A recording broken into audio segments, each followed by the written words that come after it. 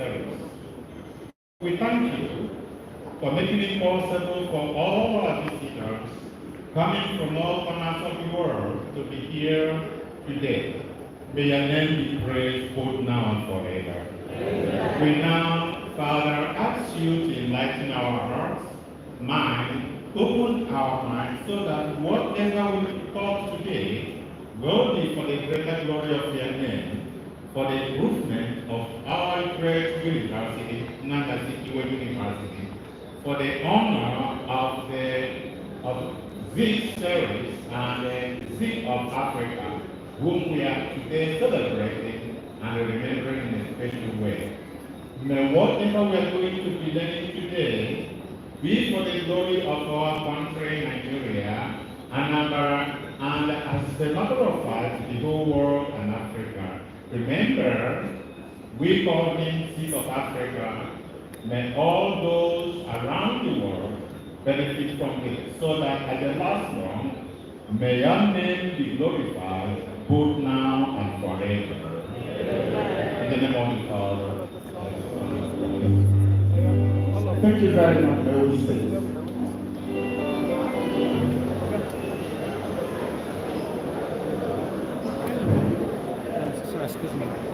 Mr. Ziks, sir, it's my honor and privilege to on behalf of the invited before the Vice of Formal Dogs that welcome all of us to this historic occasion. My ladies and gentlemen, welcome in a very special way the chairman of today's occasion, who is no other person than the governor of our state, His Excellency Dr. Sheyi Makinde. Your Excellency. Now welcoming you.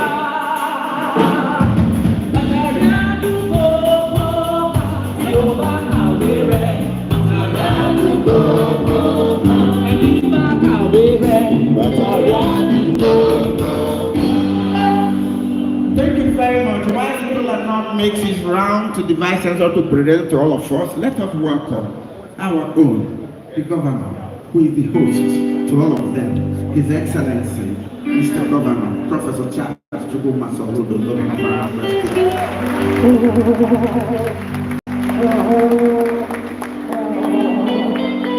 Ladies and gentlemen, let us welcome in a very special way the former Senate President of this great country, Adolphus Mama. Your Excellency.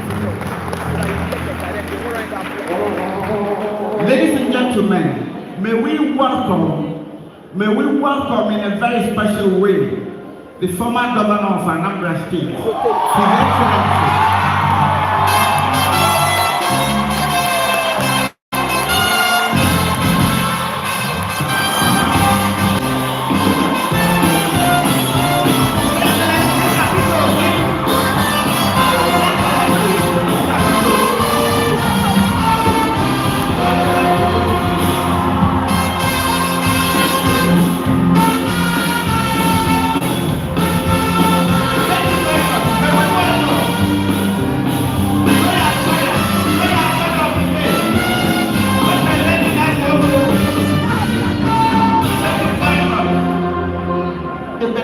Of this Ziks Memorial Lecture, we welcome in a very special way Senator High Chief Dr. Ben D.O.B.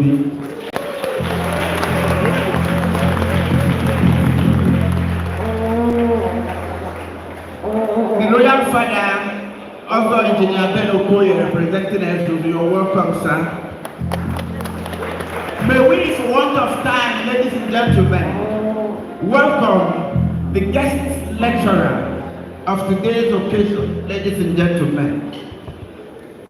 The guest lecturer,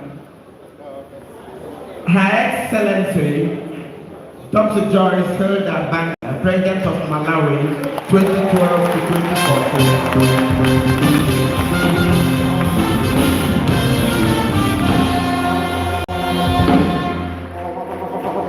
Mr. Vice Chancellor, sir, may I please respectfully request that you do a formal presentation of Kola Note While after that, then we'll conclude the introduction for want of time, sir. Mr. Vice Chancellor, sir, presentation of school account.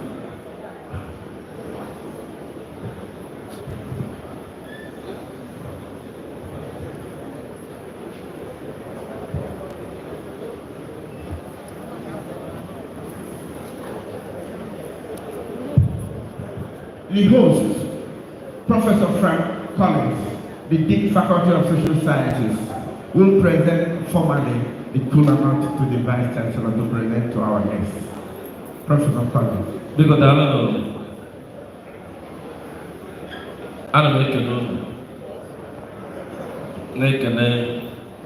His Excellency, the working governor of Anambra State, the governor Shea Makinde, Her Excellency, the former president of Malawi, His Excellency, the former governor of Anambra State, His Excellency also, the former Senate President of this country, Nigeria, Brugwa Oyisi DOT PDP. This I assume no, na Ziks University. Na assume no, those origin. Oji Butendi Buja Namatandonga. I'm a right Georgia, assume no. And then Buhoke. Kede Franconis.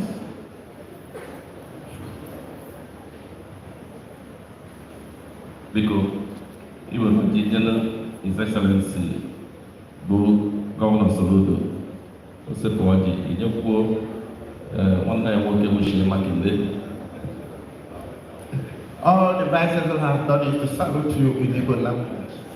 Oji does not, the Kola not does not hear any other language except in the language. Except for Oji.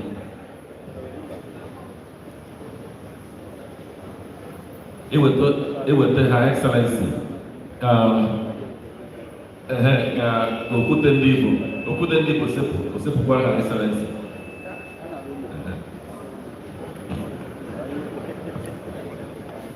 Yeah, distinguished senator Adolphus Mwambara.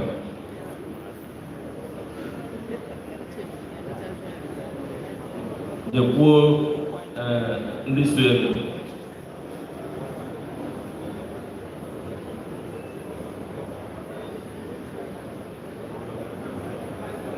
Iwe Georgia. The Lord is as what come with it. Mmadụ Nnamdi Azikiwe. N'ezie ezuzu nke abụọ n'ọka ka ọwaziara ya ọjị. Daalụ. Near microphone. We welcome the wife of the Vice Chancellor who is here. Daalụ. Biko, please, I will speak my language. If we are in fine, I better for you. She will get me I will not biko. Remember that because you are brought to get me go with lodge. We don't get biko. 9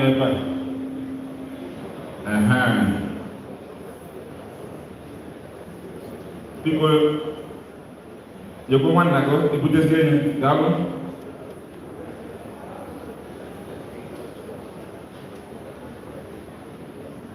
Maka, okay, I can see.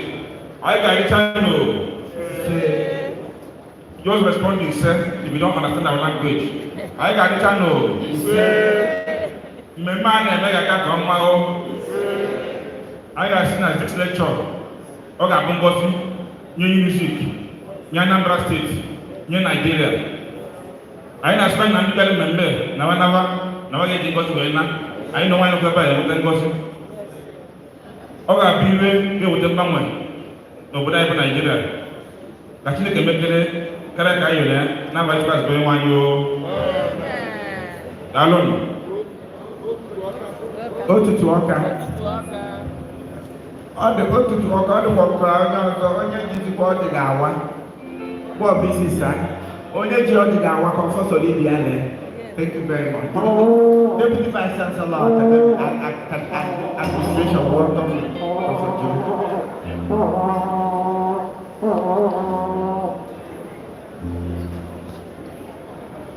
Why Nicola not goes round? And why we still warmly welcome all our guests.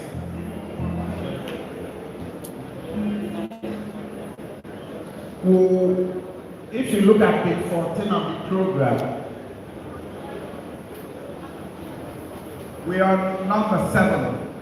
Number 7.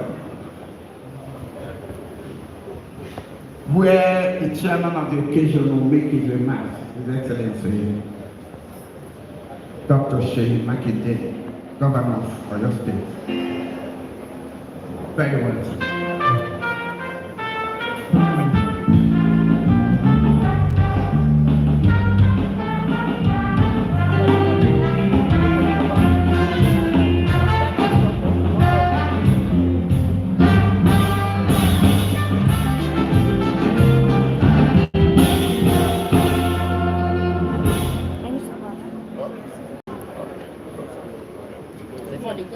Well,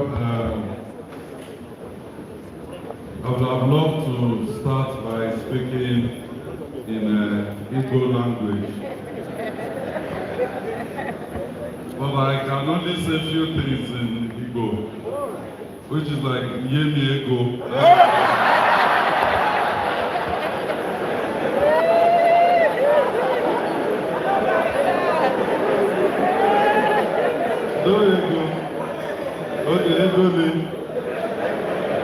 Everything I hear in Igbo language is centered around Igbo.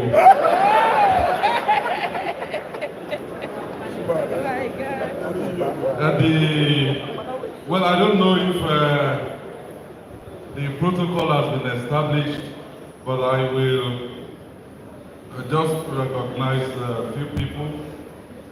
The former president of Malawi and the guest lecturer for today, Her Excellency Dr. Joyce Hilda Banda, you are recognized now, and my own brother, the performing governor of Anambra State. I can see some of the work on my way here. Professor Charles Chukwuma Soludo.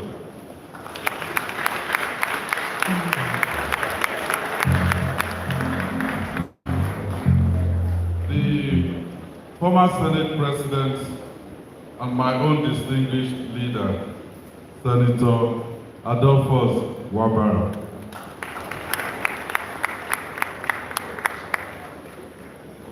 Former governor of Anambra State, and my leader as well, Mr. Peter.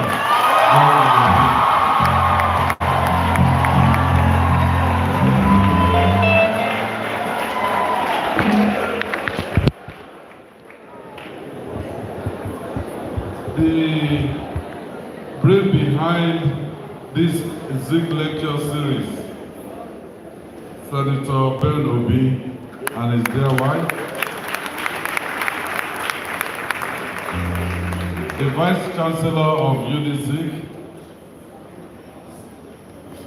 Let me also recognize members of my entourage, both from Abuja and here. Abuja and Ibadan. Sorry, I thought I'm back to Ibadan. Let me, for want of time, let me just recognize you and thank you for being a part of this event.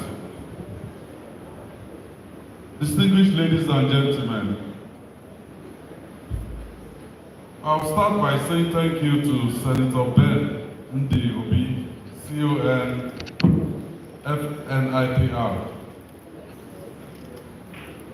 and also the Chancellor of this university, for this invitation to me to be part of this year's Ziks lecture series.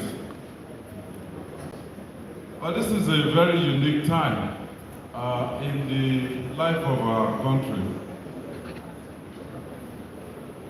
This is a time when we're witnessing deepening fragmentation of our dear country due to regional politics and affiliations.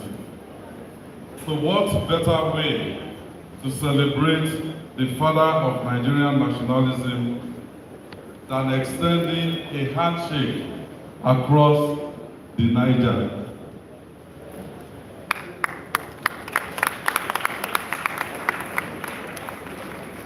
But this university, with what I'm saying, you've demonstrated why you are called the intellectual capital of the Southeast.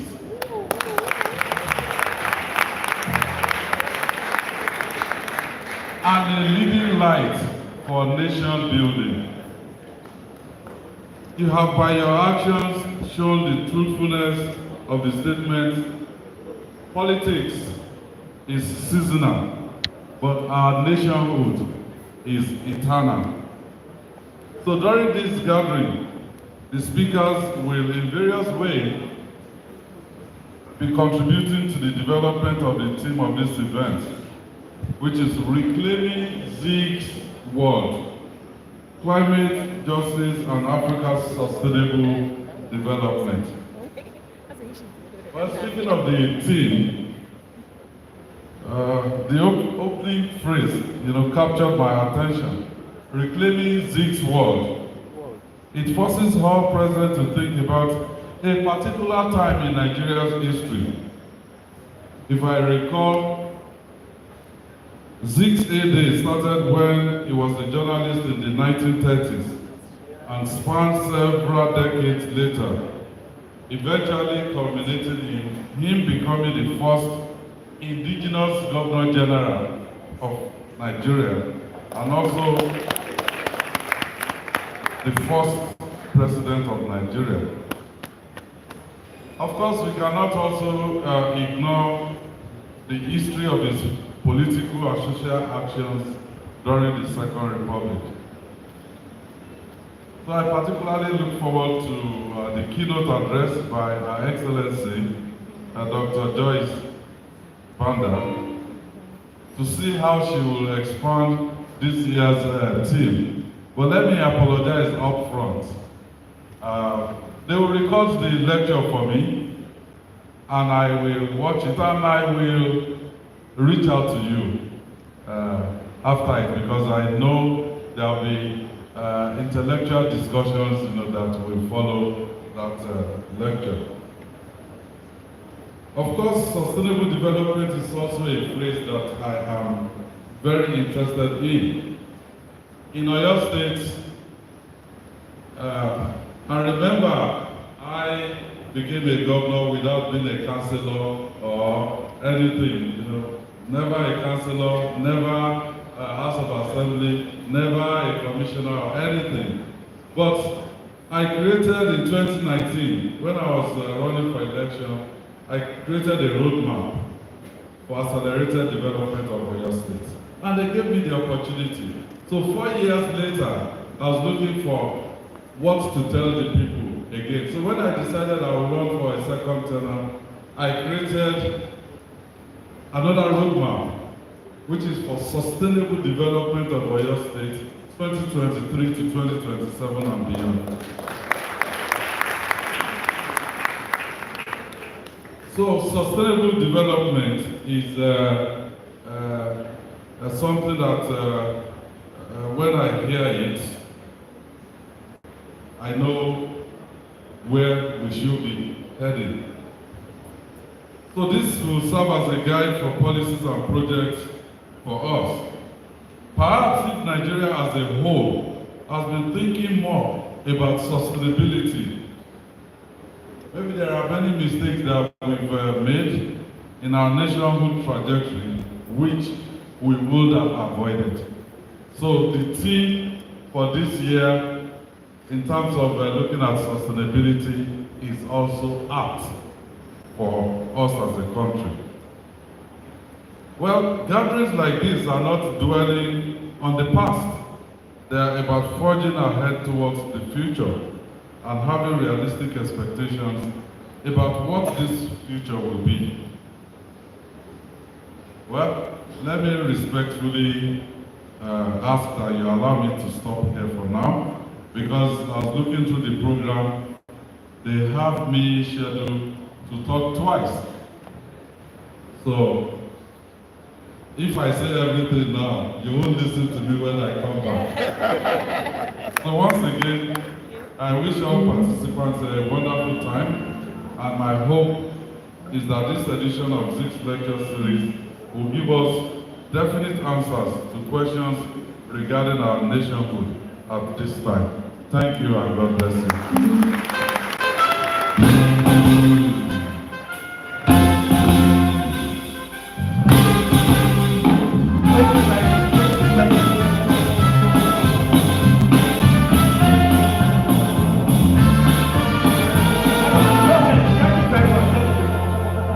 Thank you very much, Your Excellency. That suffices for your opening remarks. We will have you back again for your talk, sir. Welcome. May I invite now the Dean Faculty of Social Sciences, the host Dean, Professor Frank Collins, Nnamdi Okafor, for the welcome address.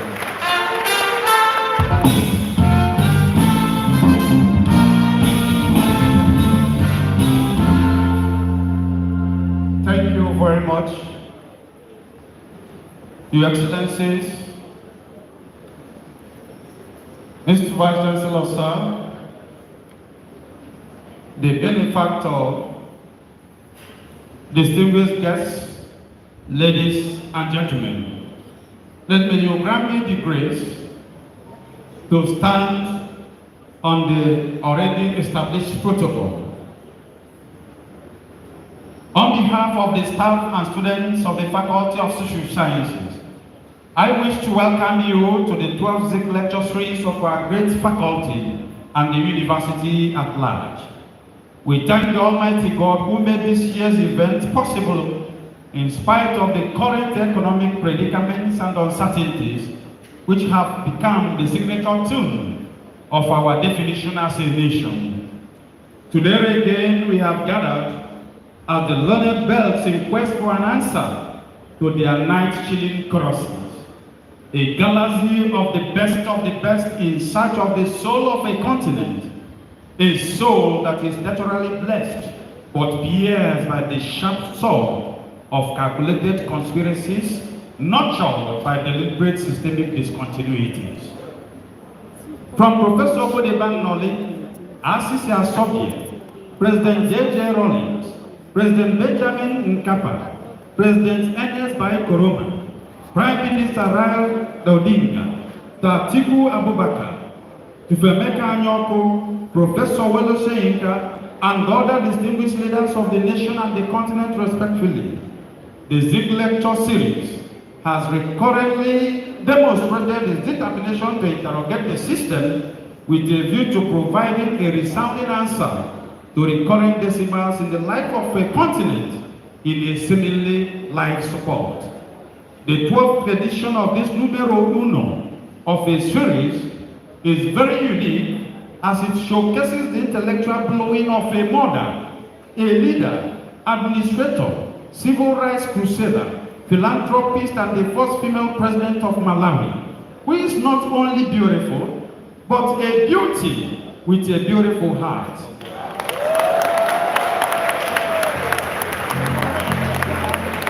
Embroidered with a very beautiful topic, reclaiming Ziks world, climate justice and Africa's sustainable development, which have told global pedigree, the first woman to mount the exalted Ziks lecture series platform, decorated by the exalted personality and generosity of the benefactor, distinguished Senator Ben Diobicon, and the common support of our Vice Chancellor, Professor Charles Okechukwu Simone, Fellow Academy of Science, Fellow Pharmaceutical Society of Nigeria, and inspired by the inexhaustible ideas that define the Ziks world. Thank you, Madam President, for accepting to be here. And to the glory of God, here you are. We say no. And I want to speak in Malawi. And I say, Zikomo Kwambiri.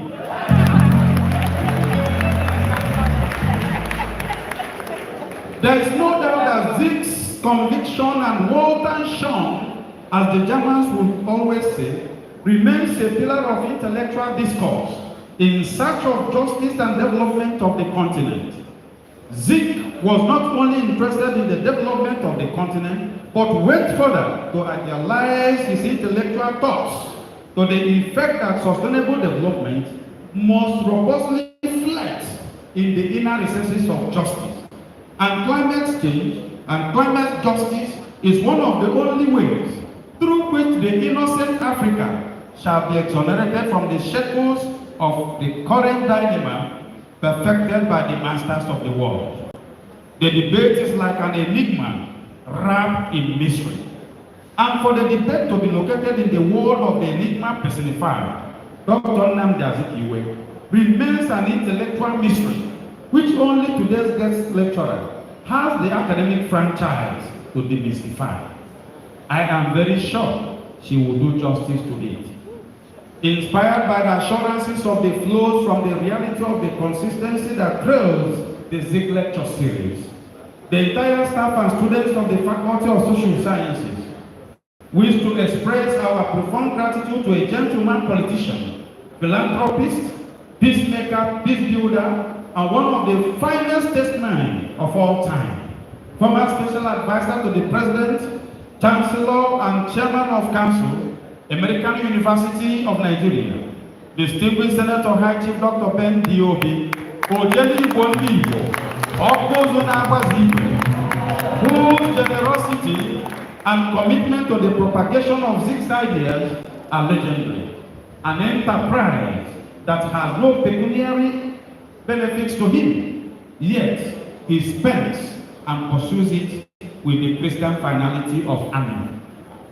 Many thanks to you and your beautiful wife, Chief Mrs. Chiaka Ben Obi, Odinaka Okozo, the quintessential coordinating director, Digital and Innovation Support Group, Federal Inland Revenue Service, Abuja.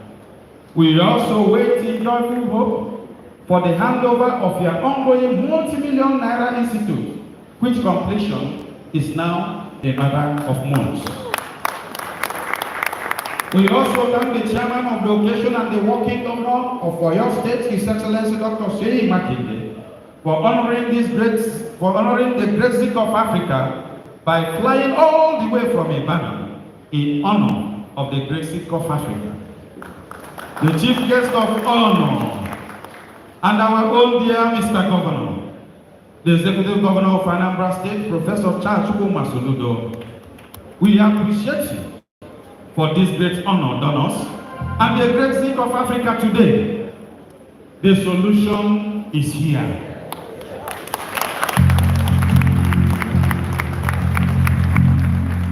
I also appreciate our distinguished guest of honor, Mr. Peter Gregory Obi, former governor of Anambra State. We are happy that you are here with us. The royal fathers of the day, we also appreciate you, His Royal Majesty, Igwe Alfred Achebe, who is unavailably absent, Obi of Onisha, and His Royal Majesty, Obi Dr. Gibson Mabezemosu Ezuzoka, and all the royal fathers here present. You are all well appreciated. Thank you for accepting us the way we are. We cannot forget the Azikiwe family, led by Professor Uche Azikiwe, for keeping the flag flying in spite of all odds. Distinguished ladies and gentlemen, may you join me to specially thank our amiable and ever resourceful Vice Chancellor, Professor Charles Oketukwu Ezimone, Fellow Academy of Science,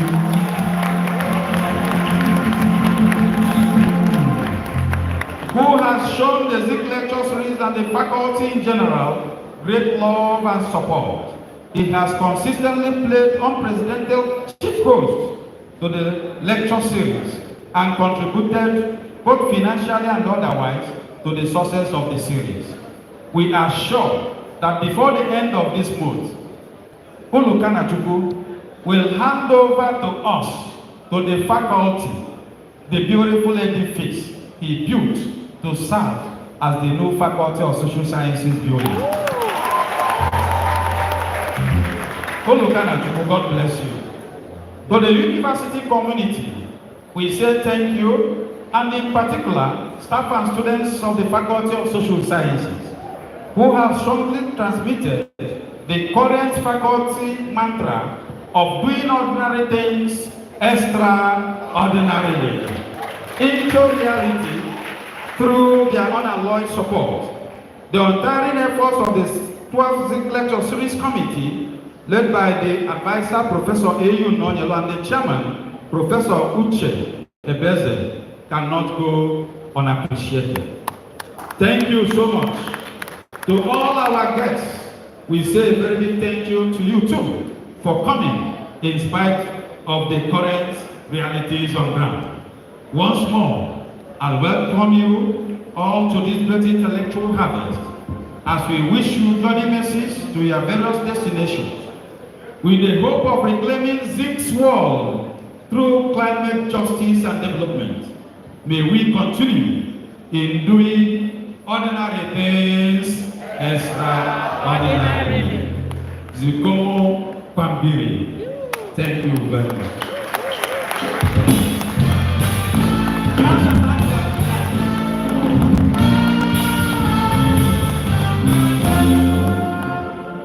He couldn't have been better taken than this. That was the Dean, Faculty of Social Sciences, Professor Frank Collins. May I respectfully at this point invite our amiable Vice Chancellor, the untiring Vice Chancellor, the miraculous Vice Chancellor, the Vice Chancellor who have been working despite COVID, despite strike, despite everything, to make this university almost, not almost, better than Nigeria.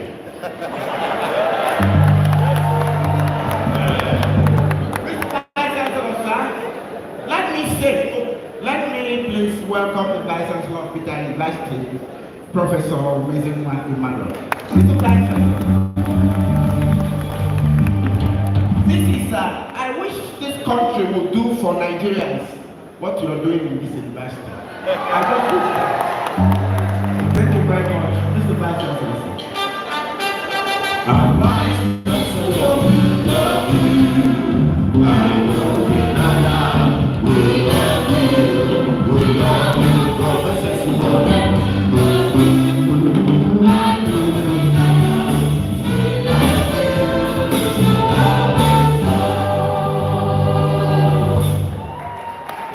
Thank you very much, and I love you too. And I'm sure you know that. Thank you. Thank you. His Excellencies, the Executive Governor of Oyo State, who is the Chairman of this lecture series, His Excellency, the Executive Governor of Anambra State, who is our overall host, Buruburu, His Excellency, Her Excellency, the former President of Malawi, who is the keynote speaker for today and has been aptly described as the first female guest lecturer for this lecture series. We recognize you respectfully. His Excellency, the former Governor of Anambra State, Ogutendibu, His Excellency, the former Senate President of this country, and the grace of God, the building chairman of PDP, all our guests who have been well recognized. I must not also fail to recognize, our Eon, that has been a one-time minister of the Federal Republic. I'm happy that you are here with us now. Another guest, distinguished senators that accompanied His Excellency, and all our friends from far and wide, I want to welcome you. And I want us, in presenting this address, to publicly, again, as we usually do, recognize and appreciate the man behind the Ziks Series, High Chief Senator Dr. Ben Liobi, and their wife. And I want us to do so with the hand of applause for them. He has committed his time, he has committed resources, he has committed uncommon treasure to see to the continuation of this series. We can't thank him enough. We appreciate him sincerely. Our principal officers who are here, the DDCs, registrars and bosses, I recognize all of you. I must also use the opportunity to recognize my dear wife, who is also here. You are the rest of the life. Thank you again. I thank all our staff and importantly the great students of Nnamdi Azikiwe University. Great Ziks students, greatest Ziks students, greatest Wawa, greatest Bobo, greatest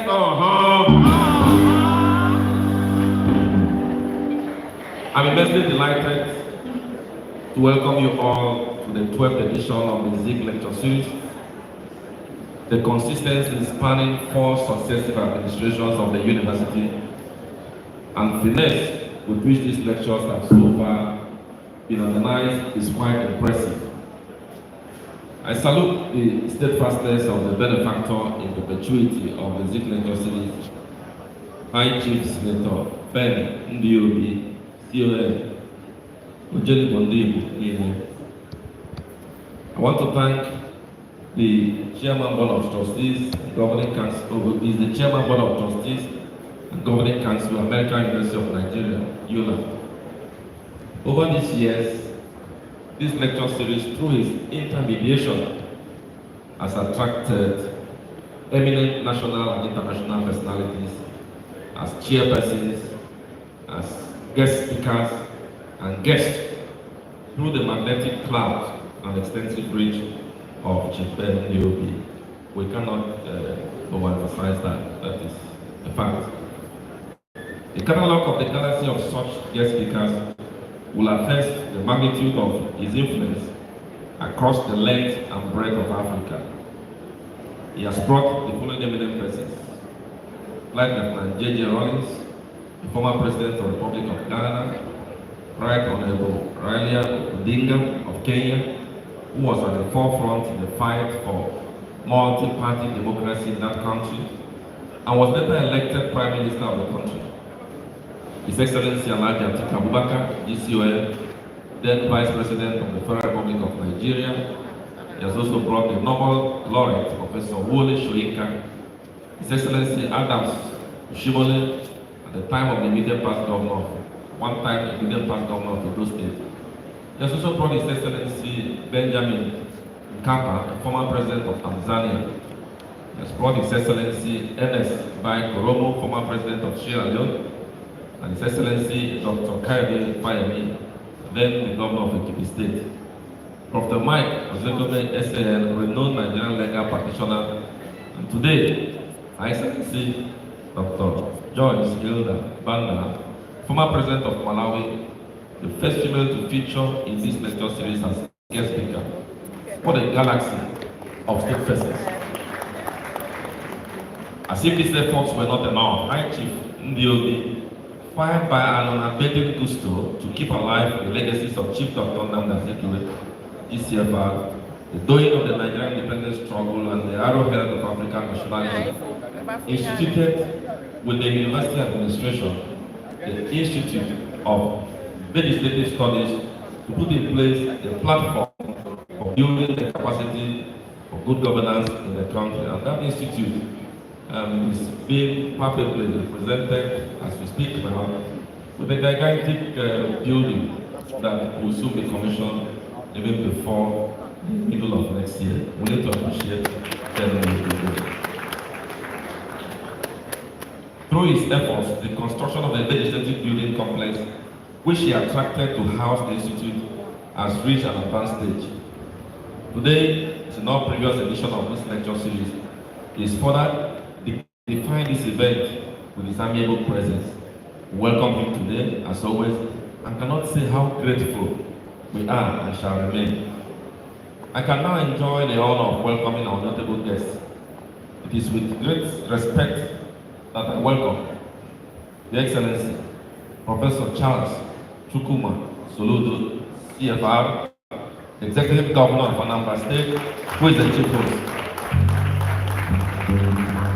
I also welcome in a special way Mr. Gregory Pitomi, former Executive Governor of Anambra State, Labour Party Presidential candidate in Nigeria, federal election. He is a distinguished guest of honor.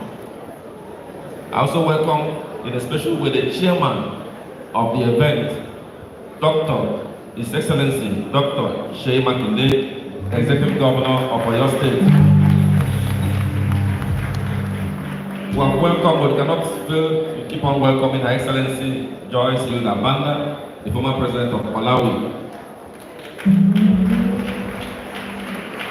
With the reverence that is due to motherhood, I also appreciate Professor Uche Azikiwe, wife of the late Dr. Nnamdi Azikiwe, and we introduce her as a spouse, that was the remember, and that she's going to make a man, and she has made a mark for herself as a professor. The theme of this lecture, Reclaiming Ziks War, Climate Justice and Africa's Sustainable Development, is particularly significant. To my mind, it brings in the name of Zik, his worldview, into an extant global phenomenon, climate change, that is causing grave concerns in the world, or should I say the industrialized world. The theme arouses curiosity as to who Zik was, his worldview. It connotes that that world has been lost or vitiated somewhere along the line and now needs to be reclaimed. It captures the dilemma of Africa and its socio-economic development aspirations. That while the industrialized world is seeking global action to curtail carbon emission, the culprit for climate change, resulting principally from industries in the industrialized world, Africa, which is still struggling to industrialize and thus contribute minimally to carbon emission, will bear the brunt of global actions on carbon emission. It's a paradox, a dilemma, and we're going to see how this will address. The guest lecturer, Her Excellency, Dr. Joyce Hilda Banda, is not only a former head of state, but has continued to remain relevant in matters of international concern. And so anxiously, we await her delivery. I want to use the occasion again to announce to us that as part of management's contribution to the wonderful legacy that distinguished Senator Ben Ndobi has left, the management has proposed, and we're going to consolidate that as fast as possible, that the Ziks lecture series that is held every day on the 16th of November, being Ziks' birthday, will henceforth metamorphose into Founders Day for Nnamdi Azikiwe University. We pray that the University Senate and the Council, when they receive this proposal, will give it the due approval that is needed. So that by next year, by the grace of God, we'll not only be celebrating this Ziks lecture series, but we'll be celebrating it as the Founders Day of our great University of Nnamdi Azikiwe University.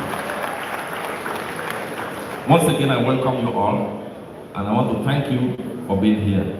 We look forward to a very fruitful lecture, and as our guests will be going back hereafter, we pray God to grant them journey mercies. Darling, already.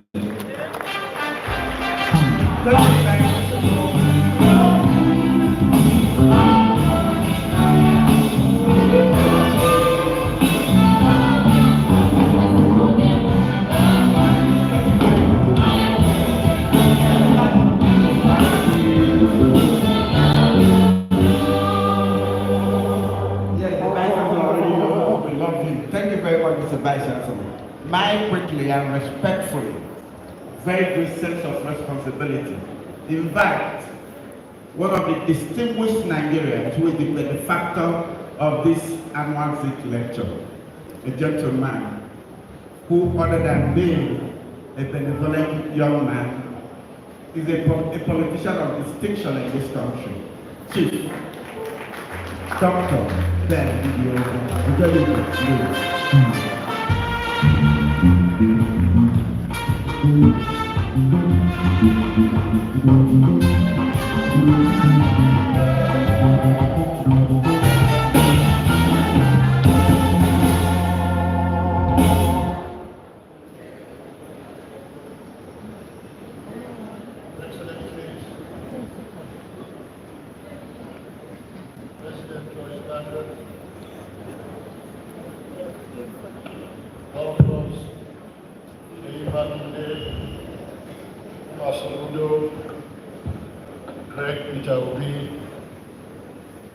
May I therefore respectfully stand on the already established protocols due to time. I will be brief because my speech is in the brochure you are having, but just to say a few things. One, I want to thank immensely the management and staff of DAR Communications, AIT, for their annual ritual of carrying this event live every year.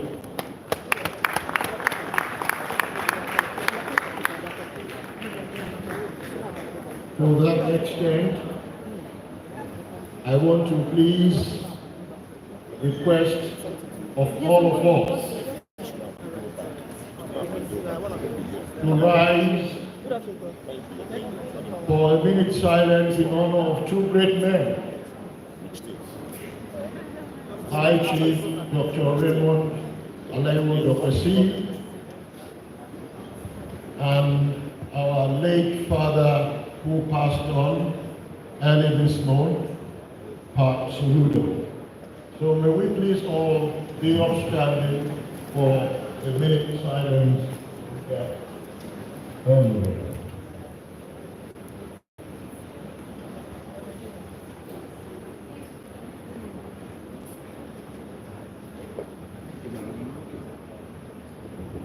May their great and gentle souls rest in peace.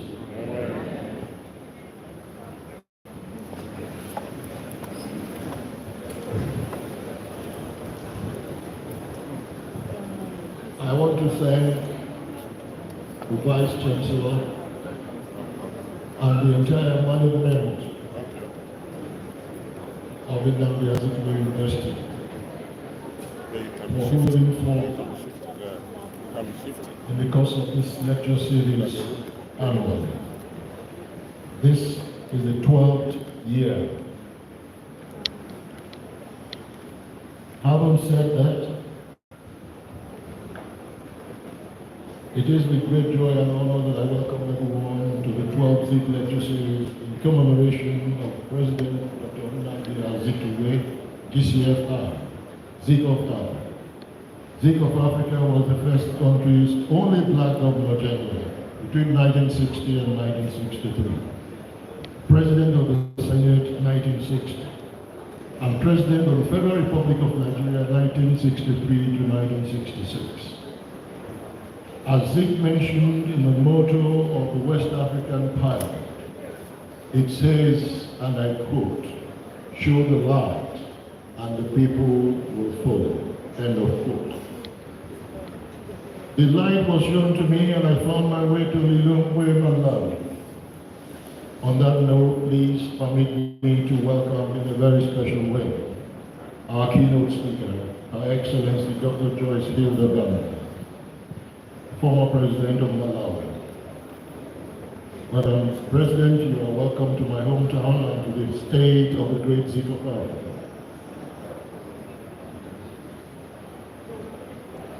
To my governor, His Excellency Professor Charles Soludo, I thank you for your contributions towards the success of this lecture series. especially by agreeing to host our keynote speaker, President Joyce Banga, and our entourage. I also thank you for honoring us with your presence. I just want to draw your attention, Mr. Governor. If by any chance you left a banana peel at the central bank, I appeal to you to try very hard to remove the peel. Because since you left, Sanusi was suspended. After Sanusi left and was suspended, Emefiele was suspended. Not only was he suspended, he was detained by the DSS, and then DSS handed him over to EFCC. So there must have been something that you left there that has not given them a way of getting out of these challenges. To my dear Aburo, I cannot thank you enough, Your Excellency. The executive governor performing and Tornado governor of Oyo State. Engineer Sheyi Makinde, fellow of the Society of Engineers. As I speak, I know that the Sultan of Sokoto has been in Oyo State waiting for him. The program for 11 o'clock this morning, he graciously shifted it to 4 p.m. so as to participate in this lecture series.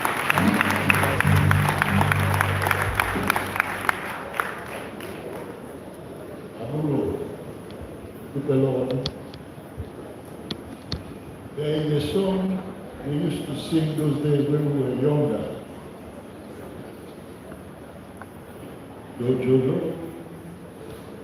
jojolo, ọmọdé jojolo, òun lọ̀rẹ́ ẹlẹ́gùn máa rẹ̀, ẹjẹ́ kan ọmọdé ló wá. Ẹjẹ́ kan ọmọdé ló wá o, ẹjẹ́ kan ọmọdé ló wá. Jojolo, jojolo, òun lọ̀rẹ́ ẹlẹ́gùn máa rẹ̀, ẹjẹ́ kan ọmọdé ló wá.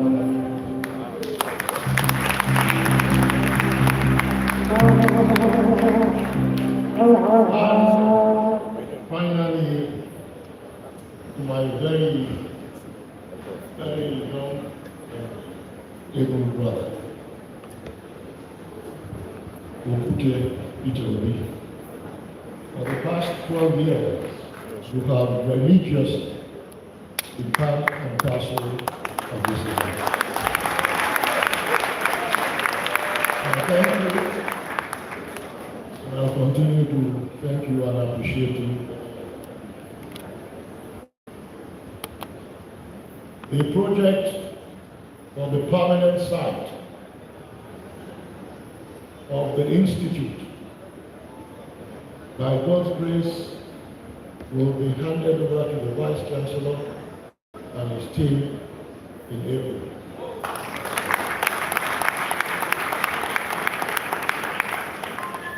I want to thank every one of us for coming, and we await to hear from the wisdom of knowledge of Her Excellency President Joyce Banga. Thank you.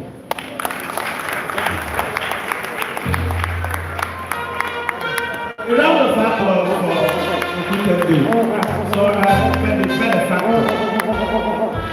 Ladies and gentlemen, may we very respectfully welcome the executive governor of the great state we are in. Anambra State, His Excellency, Mr. Governor, Professor Charles Chukwuma.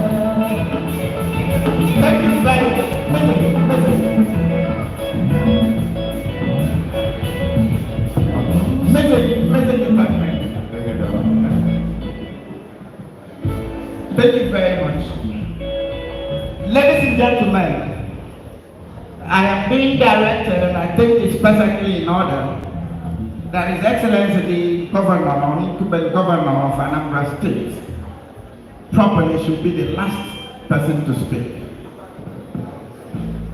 as the host governor.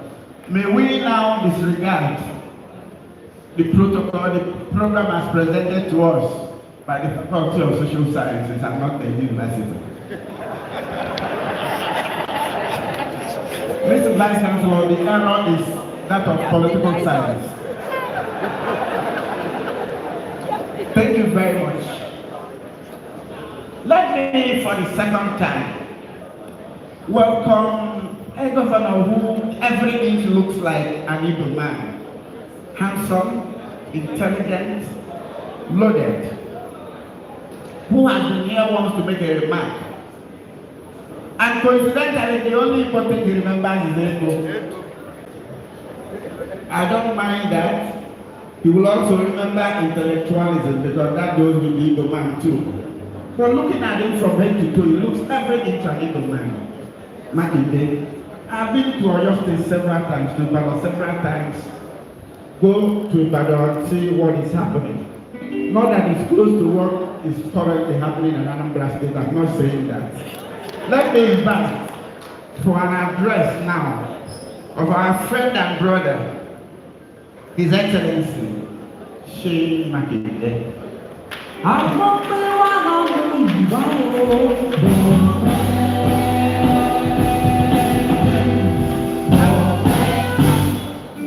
we begin,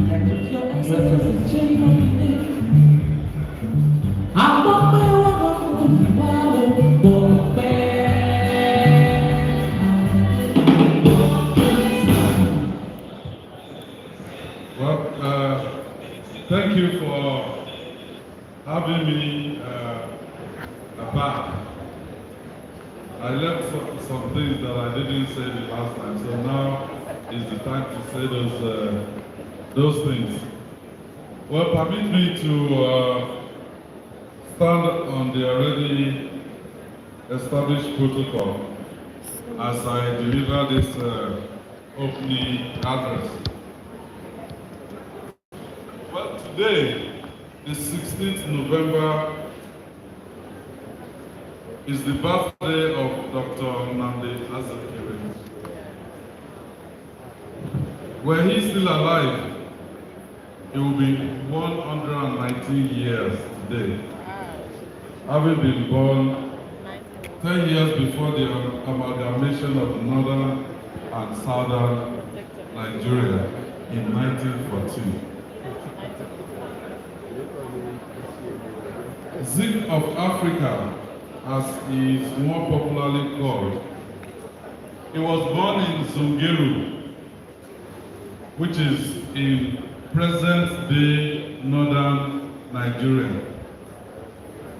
He was educated in Lagos. Lagos is in western Nigeria. And his parents were, of course, from this place, eastern Nigeria. So we can understand why he had a national outlook and why he believed in oneness and indivisibility of Nigeria. Because if there's not that national outlook, it will offend some people. If he says he's leaning towards the north, it will offend his parents' people. If he says no, he's leaning towards the east, it will offend people from his place of birth. If he says no, okay, he's leaning towards the northern people, it will offend the people that educated him. Well, what have we seen? 2023, we have just risen from another election where ethnicity was used as a tool for campaign. and religion was placed in the front burner. Maybe some of you've forgotten. I was part of a group called G5 then during the electioneering. And what did we say? We said, well, after 8 years of presidency in the northern part of Nigeria, let it also come to the southern part of Nigeria. And we held a meeting, the governors, the Southern Governors Forum in first at Asaba and then in Lagos. And we said, irrespective of political party, let the presidency come to the southern part of Nigeria. And some people said, Emilokan, because I'm from southern part of the country. Also, inside my own political party, somebody said, look, it doesn't matter whether the presidency has been in the north or something like that, it's also my turn because I come from the favored group. Well, this event, Ziks annual lecture, gives us another opportunity. It's another opportunity for us to talk about nationhood. Let me share with you this quote I found that provides us food for thought at this time of our nationhood. These words were spoken by the father of Nigerian nationalism. And by the way, Ziks spoke Yoruba, and he also spoke some Hausa, and of course, his mother tongue, Igbo. He said, each of our three regions is vastly different in many respects, but each has this in common, that despite the variety of languages and customs or difference in climate, we all form a part of one country which has existed as a political and social entity for 50 years. That is why we believe that the political union of Nigeria is destined to be perpetual and indestructible. This was said by Ziks in 1959. I mean, that's 15 months to Nigeria's independence. And 8 years before me standing before you, before I was even born. Don't mind the other guy saying, I'm a young man. I'm getting there, I'm getting mature right now. So today, over 60 years after Nigeria's independence, Nigeria has managed to continue remaining perpetual and indestructible. We have survived a civil war and several campaigns by state and non-state actors to sow seeds of division that will separate us. Yet, we remain as one. Perhaps there is a lesson in there for us. But I believe in the unity of Nigeria. And I believe we should, as a nation, have moved beyond asking the question regarding whether we want to stay together.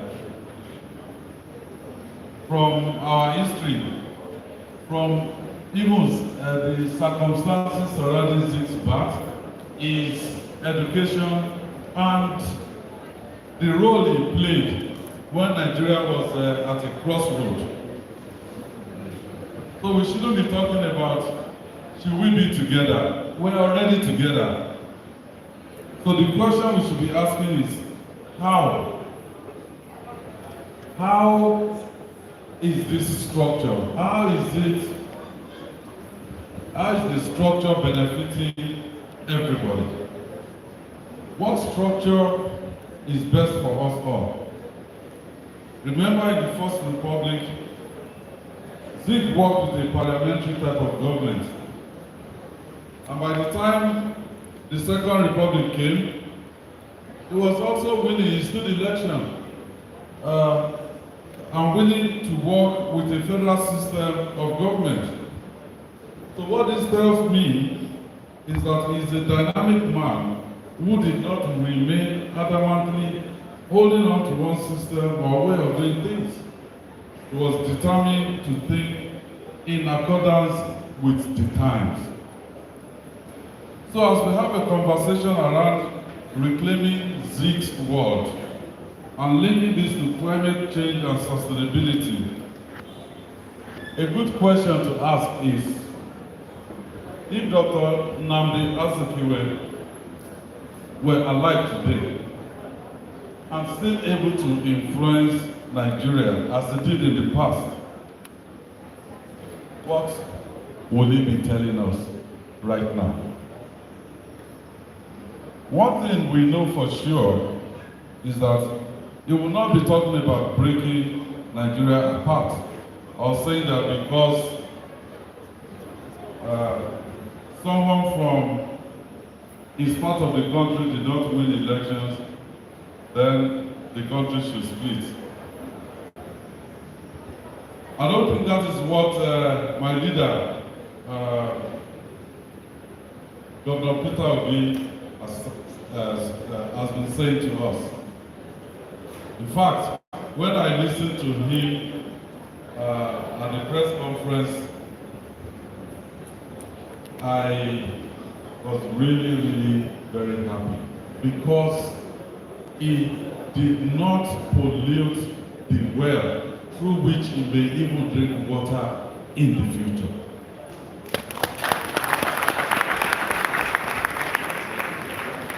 And as I sat there, I was talking to my brother, Professor Charles Soludo, because I came from Cairo. He was there earlier before me.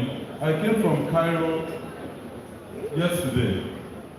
And from Cairo to Abuja, we spent 5.5 hours thereabouts. Still the same continent. Is not, whether from north to the southernmost part or from the east to the westernmost part. This is just from one corner, Cairo to Abuja, and we spent 5 hours. And I told him that some people sat in Berlin, 1886, and they tore everywhere apart and just picked their own part of it. So, what is before us is not just only uniting Nigeria, but also uniting Africa. So I don't think Ziks will ask us at this time that we should split. No, I believe it will be forward thinking. Focus on how to foster coherence through a structure that is fair to all. In 1949, if you go into the history book, Ziks called it self-determination within the framework of a federated Commonwealth of Nigeria and the Cameroon. I call it a restructuring along the lines of true federalism. There will be less focus on who becomes president, especially with reference to the person's ethnicity, if we listen to what Ziks has even told us way back in 1949. One of the main reasons that we are concerned about equity and justice in the center is because governance is over-centralized. So it is my hope that the government at the center today moves with the times and listens to the true yearnings of the people. Yes, we're facing economic hardship. The VC was greeting everybody and thanking them for coming, despite this economic hardship, because, well, price has gone through the roof. But we will not be the first country in the world to face economic hardship. So as I hinted in my opening remarks, there are two ways to react to the difficulties we are facing.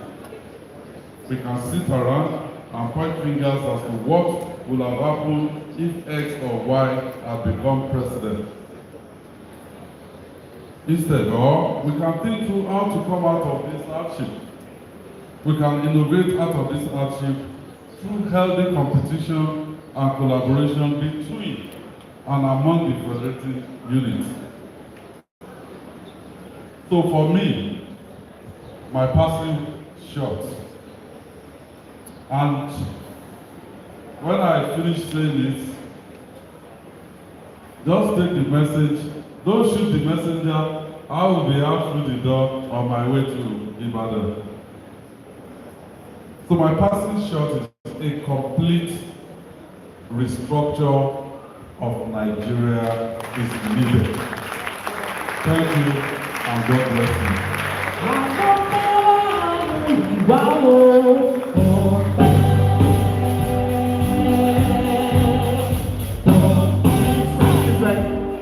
Thank you very much, Mr. Governor. Distinguished ladies and gentlemen, we will still have to do a slight restructuring of the program before we get very tired. We have to take the lectures. Let me invite to take the citation of the guest lecturer, Dr. Tochukwu Ogwebe. Tochukwu, please step forward to take the citation so that we can take the lecture proper. After which we take the other mics. Tochukwu, please. Where is Tochukwu? Dr. Tochukwu Ogwebe.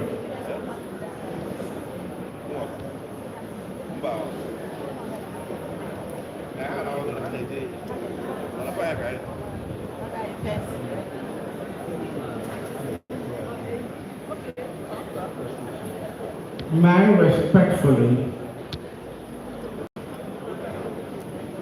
Dr. Tochukwu Ogwebe, for the citation.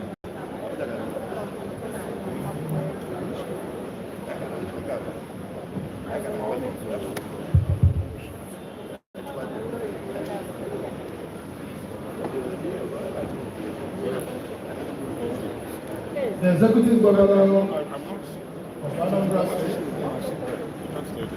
former Governor of Anambra State, Thank you.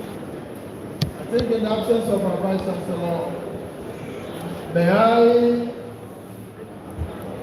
under your protection and authority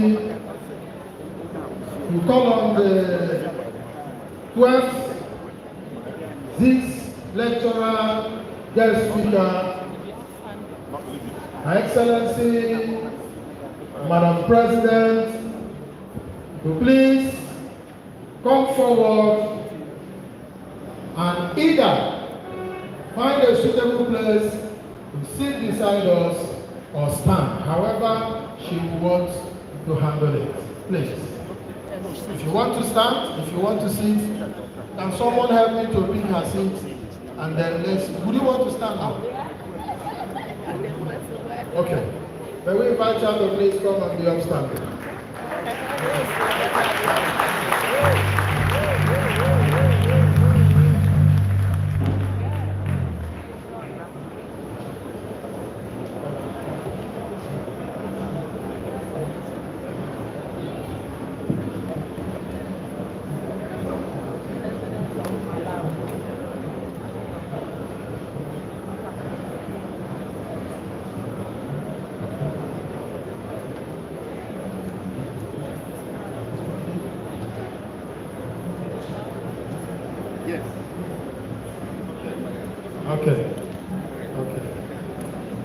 Okay, this is a brief citation of Dr. Joyce Hilda Banda, the former president of Malawi.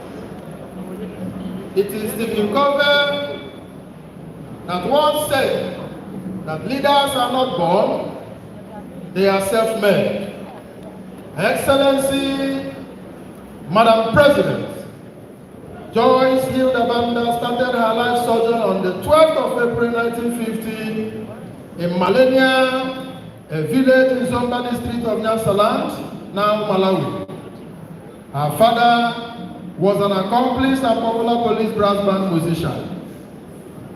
As education, whether formal or informal, presents as passport to the future, especially when tomorrow belongs to those who prepare for it today.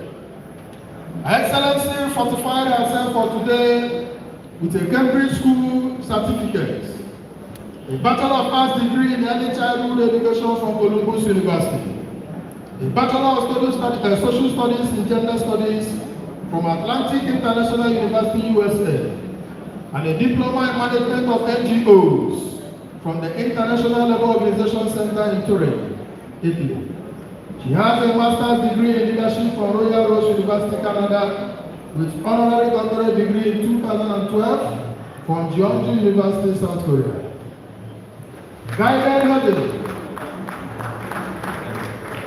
Guided heavily by the famous words of Dante Alighieri, that the darkest places in hell are reserved for those who maintain their neutrality in times of moral crisis. And the famous inclusion of Plato, that one of the penalties for refusing to participate in politics is that you end up being governed by your inferiors. Ladies and gentlemen, Her Excellency began her political career in 1999 when she won a parliamentary seat in Malawi's democratic elections under the then ruling United Democratic Front. While in parliament, the then President Baliku Muluzi appointed her as a Minister for Gender and Community Services, where she fought to enact the Domestic Violence Bill and the National Platform for Action on Orphans, Vulnerable Children, and Zero Tolerance campaign against child abuse. Again in 2004, Her Excellency was re-elected into the parliament, though in a different political party with the then ruling president, and in confirmation of the submission of Aretha Franklin that true virtue has no hiding place. It is not just put away. The then new president of Malawi, President Ingo Wa Mutharika, in 2006, appointed Dr. Banda as Minister of Foreign Affairs. By 2009, President Mutharika found her worthy of a joint ticket during the country's presidential election. The victory saw Her Excellency as the first female Vice President of Malawi and second in the continent of Africa after Ellen Johnson of Liberia. Her tenure as Vice President of Malawi at some point was faced with deep-rooted crisis of political intrigues and conspiracies. However, by 7th of April 2012, Her Excellency was sworn in as the 4th President of Malawi, marking her the first female president of Malawi, following the sudden death of her principal and boss, President Mutharika, due to heart attack. As President, Her Excellency faced a difficult task as Malawi ranked as one of the poorest countries with deepening political crisis, which was underscored by severe economic setbacks.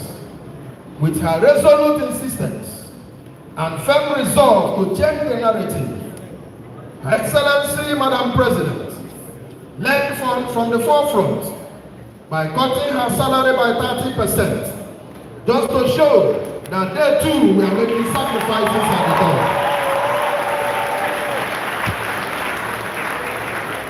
And immediately also announced that the president's jet will be sold.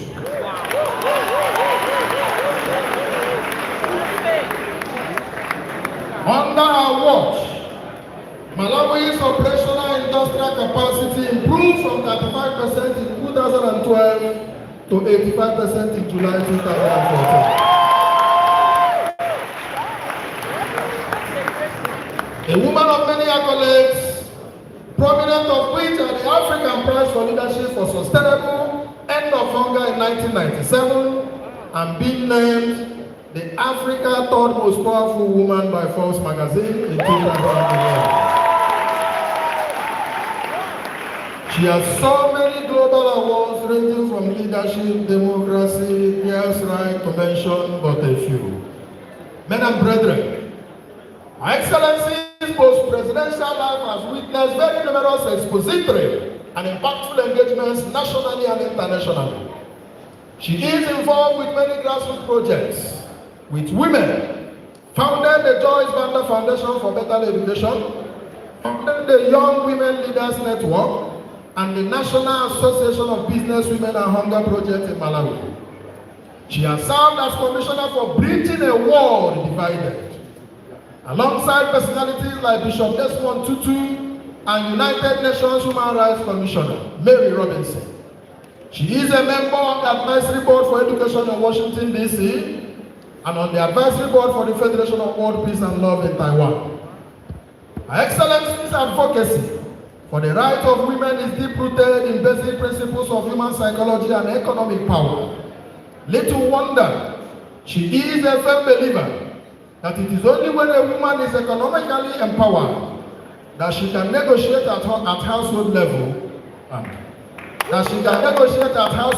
with her.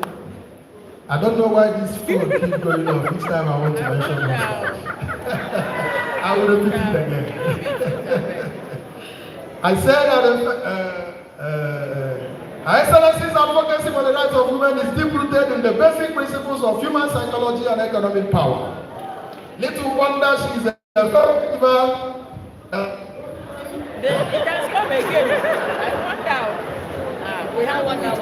Little wonder that it is only when a woman is economically empowered that she can negotiate at household level with her husband. Even about the number of children that the mother of hers can have.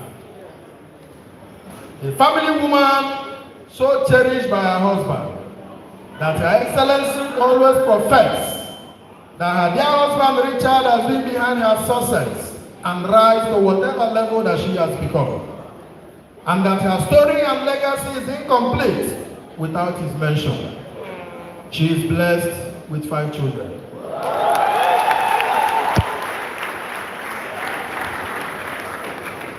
His Excellency, the Executive Governor of Anambra State, and my brother, the Vice Chancellor of the greatest university of the moment, the great benefactor of Ziks lecture series, Ojeni Bondibo, the Ziks family, members of the High Table, distinguished ladies and gentlemen, join me to welcome with trembling Her Excellency, Madam President, the 12th Ziks guest lecturer, to give us a presentation in coats of many colors.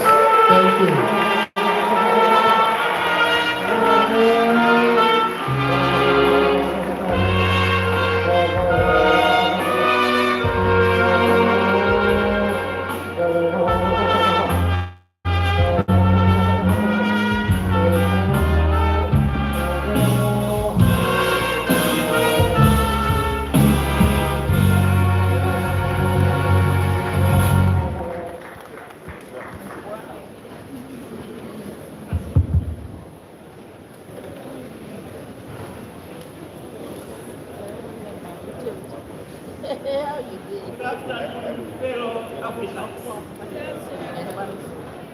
Your Excellency, Chair of the Ziks series and the Governor of Oyo State, Your Excellency, Professor Surudu, Executive Governor of Anambra State, you are one person I've highly admired throughout my life.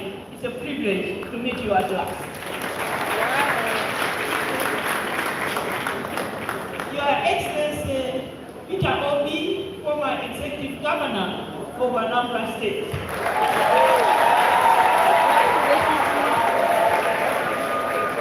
I don't even need to say, I've just got an information that just my photo with him is trending in Malawi like crazy.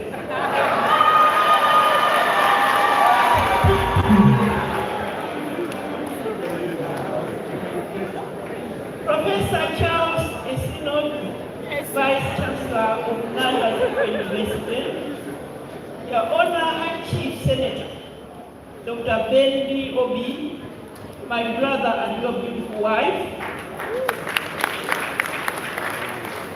May I also recognize in a special way all distinguished political leaders and my special honor, Professor Uche Asikiwe, wife of our great Nandi Asikiwe. All distinguished ladies and gentlemen, students, and my favorite group of young people. Yes, sir. Today, I'm here to deliver this lecture. But I have a confession to make. I say things as they are. So if anybody gets offended, I am sorry, but that's how I'm born.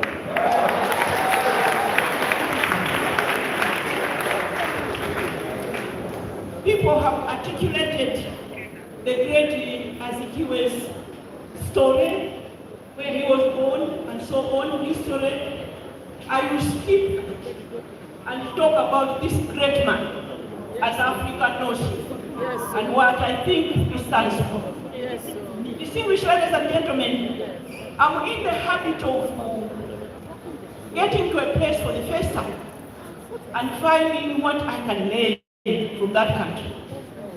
During the elections of this country, I was privileged to be requested by America to lead the observer team of NDI and IRI. I don't know why, but they just felt this African woman would lead this observer team. While I was here, Arise Broadcasting Canada asked to interview me. One thing I learned for the first time in Nigeria, the question that came from the anchor was, what about vote buying in Malawi? And I said, what is that? Because distinguished ladies and gentlemen, I had never heard about vote buying in my life. Where I come from, the last elections of 2020, the sitting president used the tickets to change figures. Our award-winning judiciary nullified the election.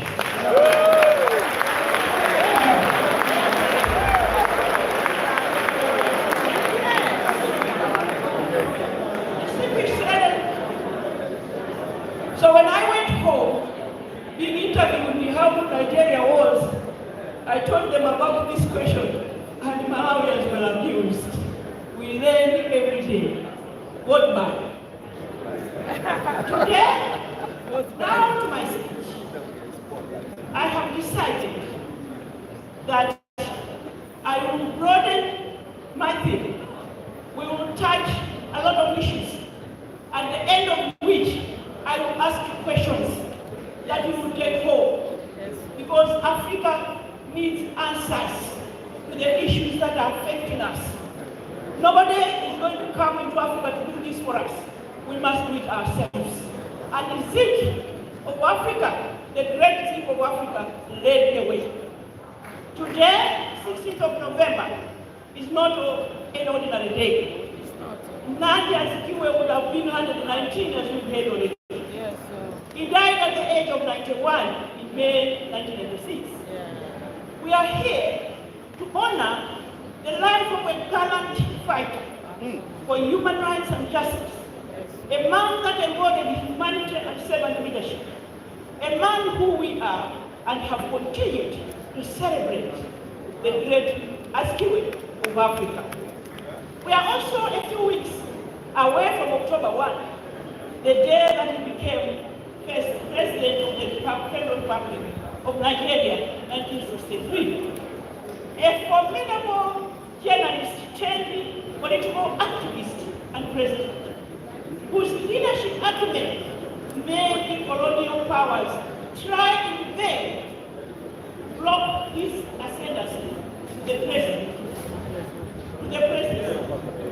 I have therefore always wondered why, when we talk about our revolutionary leaders, our founding fathers, we will mention Nyerere, Kaunda, and we mention Mandela, and often leave out as Kiwi.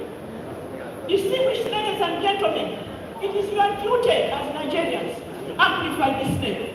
This is no small name. As Kiwi was a great man, just as I, as Nyerere, as Kaunda, as everybody else. Nobody is going to do it for you but yourselves. I'll give you an example of what I did myself. Kamuzu Banda attended the first founding meeting of the Organization of African Unity. And in 2013, we were celebrating 50 years. And I went to the African Union headquarters, and they had put all the names on the wall of people they honored and recognized as our founding fathers. And Kamuzu Banda's name was not there. His picture was not up. And I told the organizers, I told African Union, I'll go back to my hotel until that picture is up. You must do the same for us people. You must never allow his name to be omitted, because he's a great son of this continent. Distinguished ladies and gentlemen, these lecture series are a befitting celebration of an African giant who, through the power of his pen and paper here in Nigeria, Ghana, and across Africa, before independence, gave us a platform to identify ourselves as proud Africans and consciously ignited the flames of colonial liberation across the many colonized countries of the African continent. And please follow me. I'm going to talk about women of Nigeria. And I want us to keep in mind that women of Nigeria, of Malawi, of South Africa stood up to their brothers to fight for self-rule. We're not just involved. I'm therefore honored to be here as we celebrate Uganda's legacy. I'm also happy that it pleased the convening committee to consider me to be the first woman leader on this lecture series. I hope many more women leaders in various sectors of our African societies will have this honor and privilege to share their thoughts and join the rest of the continent in celebrating the great Ziks of Africa. I am grateful to Senator Ben Ndiobi for traveling all the way to Malawi to come and request me to come here to this meeting. And I'll tell you why. I had come a few years before on the invitation of a certain foundation, and I was treated very badly. Somehow, in other countries, when we go, they want to treat us differently from our male counterparts. But what I didn't realize that I was mistreated until a fellow Nigerian woman came and told me, "Do you notice anything different?" I said, "No." In 1 hour, it was rectified. But then I made up my mind, I was never coming back to Nigeria as speaker. So when the chief senator wrote to say he was coming to Malawi and told me what it was about, my husband said, "Oh, I thought you were never going to go to Nigeria again to speak." I said, "Yeah." Well, but my brother chief came to Malawi anyway. And when he said, "Well, we want you to give a lecture on Azikiwe, not Azikiwe," the first to jump from his seat was my husband, not even me. Because this is a great man that we honor. He is that part of Africa. Distinguished ladies and gentlemen, this presentation I will interrogate and the intersection of current state of development in Africa, governance, climate justice, and other development-related issues that I think require our attention and action. So I have think my discussion very well. Climate justice and Africa's sustainable development. I deliberately added the sustainable development because we are going to go on a journey this afternoon. Bear with me, please don't those. We have issues to rectify. As Africans, nobody is going to do it for us. Allow me therefore to start by going into the history of Africa. We were colonized by something like 80 plus years as African countries. And for all those years, we produced raw materials for Europe and what I call the global north. And in the meantime, the limited emissions are destroying our planet. And as it turns out now, it is the global south that is paying the price. That is what we must bear in mind this afternoon. Colonization still has a bad taste in our mouths. Decades long after our hero, like Ziks, who stood up and demanded what belonged and still belongs to us, which is freedom and our wealth. It has been argued in other quarters that time is past for us to keep blaming some of Africa's challenges and state of affairs on colonization and that ended decades ago. There's a case to be made either way, distinguished ladies and gentlemen. Most African states are very independent from their colonizers. As to what extent that independence means remains debatable. We have seen some former colonial powers continue to control how we should lead our lives, and in the process cause economic and political instability. You have heard of the pact for the continuation of colonization applied in some West African countries by the French government, through which they are bonded colonial power, including control of their hard-earned reserves. In 1947, the pact, this 1947 pact has just been renewed 2 years ago to further enhance the colonial master's role and control of those countries. Can we therefore say the whole Africa is free?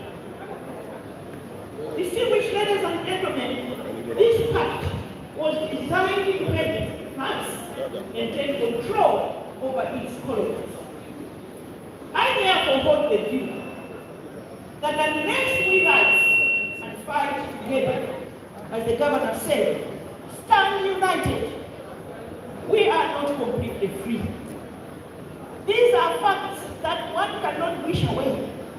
Isn't it a fact as well that when the colonizers left, starting with Ghana 1957, they left broken education systems, broken health systems, agricultural systems that were in tatters, that we had to start from scratch with zero resources. Distinguished ladies and gentlemen, therefore, colonization, industrial revolution, looting of African resources are interlinked, but have also led to climate change. I don't have to remind this audience that through colonization, Africa powered the industrial revolution and continues to power their economies, even now. We as a continent are paying for sins we did not commit at all, but emanating from our being colonized. Distinguished ladies and gentlemen, Africa's sustainable development or lack of it, therefore, is directly linked to climate change. Africa continues to be at the receiving end of climate change effects, with countries in the global south greatly affected by severe drought, floods, destructive storms that are tearing down infrastructure and sweeping away crops, leading to economic and political instability in some countries. These are countries that are already struggling to recover from global economic shocks. Distinguished ladies and gentlemen, climate justice is therefore critical to holistically address that most African states are encountering in their efforts to attain sustainable development. The global north, as the highest emitters of greenhouse gases, has a moral and financial obligation to help developing countries, and particularly Africa, mitigate global warming effects. By the way, because of the noise I've been making on this matter, in April of this year, I was appointed the Pan-African Climate Justice Champion to amplify our African voice on the loss and damage agenda. From here, I've been invited by the President of Angola to go and discuss peace in Africa. From there, I've been invited by President Ramaphosa to go and interact with our male counterparts. But from there, going straight to Abu Dhabi, I want to sit there when we discuss climate justice. So climate change is no longer a theory or a future activity. Climate change is no future tense. It has no future tense. Climate change must be discussed in the present tense. It is a current law, and we must aggressively mitigate or adopt the changes to sustain our generation. We have a responsibility to preserve our future and our children's future. Distinguished ladies and gentlemen, this then brings me to the issue of wealth, natural resources. We are told that as a continent we hold 30% of the world's minerals. And I have argued that we may have more, even more than us. But yet, we have some of the poorest nations in the world. We, in state houses, those of us who call ourselves presidents and governors and leaders, must tell ourselves every day that the natural resources of our land is God's gift to his people, and they don't belong to our pockets. Yes. My appeal to my fellow leaders is that, first, we must inform ourselves that that wealth is not ours. If our country has diamonds, it belongs to the people. Yeah. It's not ours. And as leaders, we are just custodians of that wealth on behalf of the people that we lead. Distinguished ladies and gentlemen, this is a famous quote everywhere in the world that Joyce Banda of Malawi once said, leadership is a love affair. You must fall in love with the people you serve, and the people must fall in love with you. If that is inculcated in your mind, if it sinks, you will not touch a single diamond that belongs to the people. We also consider we have fertile agricultural land and lots of thermal and solar power. We as a continent are therefore not poor. I have dreamed of a day when such resources shall be used to uplift people's lives, providing them with clean water, easy access to health facilities, and education for their children. I still have that dream, that we shall bring meaning to our political agendas. I also look forward to the day when African leaders shall learn to protect this wealth on behalf of their people. Just like Botswana. I think I've seen a lady from Botswana. In Botswana, when you get into that country, you don't even see a single diamond. Anyway, it is highly protected. But you can hear every day that Botswana is one of the richest countries on the continent. They have the highest reserves. And I pay tribute to Botswana's founding father, Teresa Kama, who, when they discovered the diamonds, he made sure their measures put in place that it shall not be easily accessible.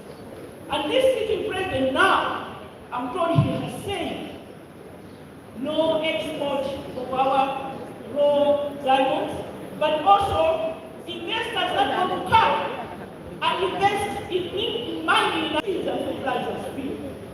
And we send this child from the one all the way to university free. That is what I'm talking about. When a country is rich, the wealth belongs to the people, and leaders must ensure that people are enjoying that wealth. I have always imagined that if we, as Dr. Nani Azikiwe had been alive, this is the kind of leader we were going to have. And unfortunately, his tenure was cut short.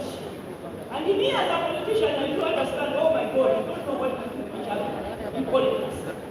But I wish I had been given enough time, because we have laid the foundation for the prosperity and unity of this country called Nigeria.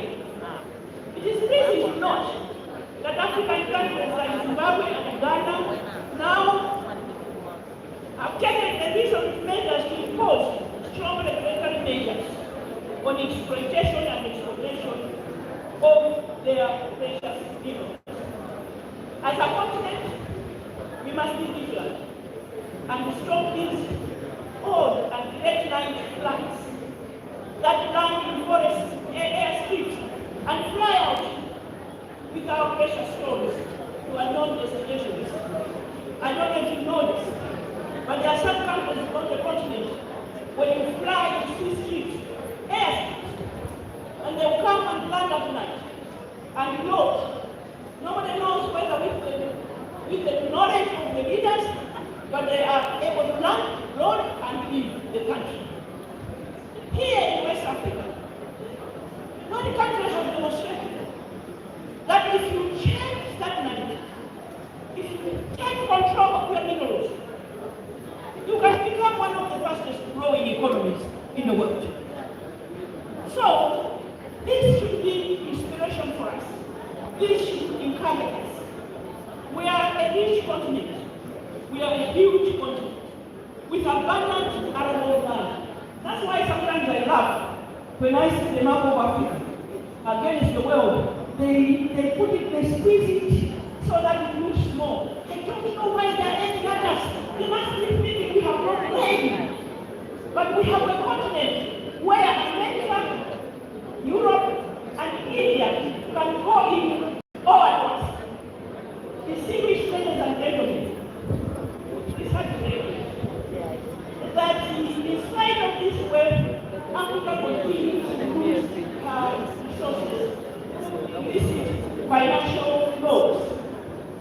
The African Union in 2012 commissioned a survey under President Becky. It is called the Becky report, where they had to look at how our money is moving from one place to another. It breaks my heart that African leaders are called corrupt. But then when our resources leave at night by planes or through this report, they are not, those minerals are not going back to Africa. So this is a situation where we all must take responsibility. Distinguished ladies and gentlemen, the Becky report identified that multinational corporations are the biggest culprit of illicit outputs, followed by organized crime. That's why we have to be vigilant. We have unfortunately weak governance capacity in most of our countries, and this has created a favorable environment for illegal business to thrive, the panel added. Distinguished ladies and gentlemen, this raises some questions on my mind.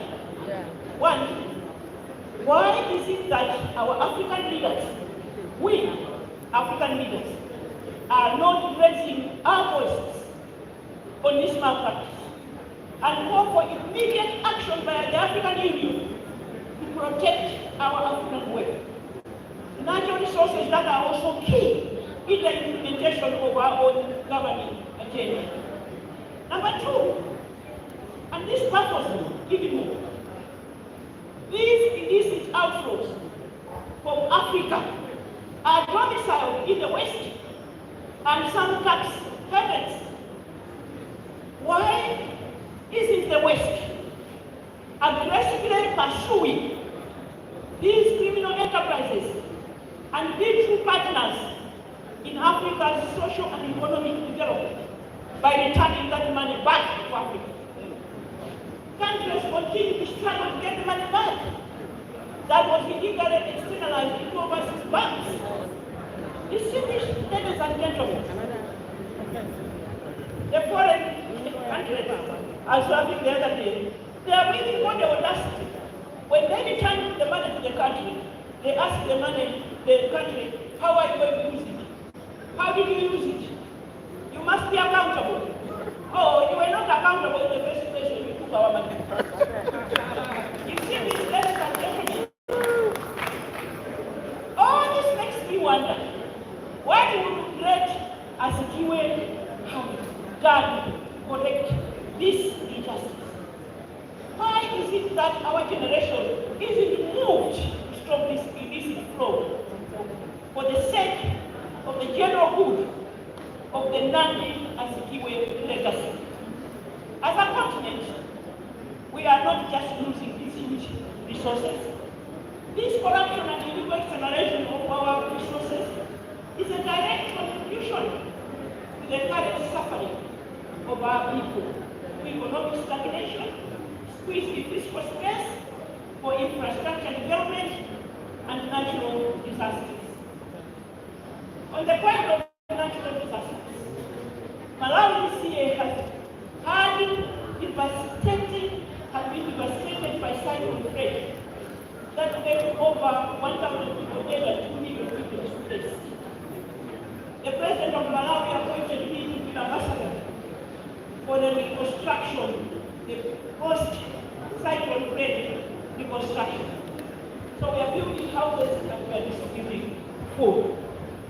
Distinguished ladies and gentlemen, and as I have discussed, and what I have discussed so far, shows that there is a direct impact on all these challenges on our women and girls. Men as well, but they have told us that the face of poverty are women and girls. As we speak, and I don't know how this is acceptable, as we speak, 50 million girls are out in Africa alone. They are abused, they are overweight, they get into early marriages, hence high victims of maternal death. I don't even want to go into harmful traditions that the children face, these poor African girls. If it is in Malawi, they are raised by 89. I don't want to go into what raising is because it make us sick. If it is Kenya, they are manipulated. If it is Nigeria, not only are they manipulated by the prevalence of a boy child is killing us too. When you are married, it is expected that it's better to have a boy than a daughter. And you panic as a woman, that would be a boy. If it is a girl, it's not my fault. One reads science books, it's not my fault. But these are the challenges and the traditions that happen all over. If it is in Ghana, then maybe it is proper. And they banned this practice in 1995, but we still have 1,400 women still in the bush under the Troposh tradition. If it is Cameroon, then this child by age 10, breasts are coming out, then it is breast timing. I was talking to a girl in New York. I said, let's go back to Cameroon and fight breast timing. And she said, what are you talking about? I said, well, when the breasts start coming out, they take a hot rod and they press on your chest. And she said, is that what my mother was doing to me? Up until that time, she's a university graduate, she's working, she didn't know she was breast-eyed. We had to phone her mother. there and then who admitted to say, well, it's tradition. Distinguished ladies and gentlemen, equally, women are critical human resource on the continent of Africa. And it is a resource that is in abundance. Women are the majority of the African population and are critical players in both formal and informal business. I have always said, and when I said this in Namibia, when President Nyoma was guest of honor at a business forum, I said that I told myself, in our African traditions, where men eat best and most, men have become the primary beneficiaries of our economic activities. Therefore, our brothers should help us excel in business, but at the end of the day, when we do well in business, our family enjoys better health, better education, and better nutrition. And McKinsey Global Issue Report shows that women contribute at 7% of global economic growth when they are economically empowered. And I have said that when women are assisted in economic empowerment, it is a key to social and political empowerment. Because in our nations, when we campaign for political office, we have to use a lot of money. And when we don't have money, we don't win. But our communities benefit from a good leader in us, but we can't win because we don't have money. It is worth knowing as well that our African security mechanisms have increasingly recognized how critical women are for communication. So we are demanding that we should sit in those communities and participate in mediation and peace making. It is however disheartening, distinguished ladies and gentlemen, that these women, these girls, are being exploited by these UN peacekeepers. Reports are there from DRC. Now we are getting reports from Haiti as well. So we have evidence that our women should be protected. In spite of all these challenges, women continue to excel. I'm proud to be associated with the historical fact that Africa has more women leaders, presidents, than America itself.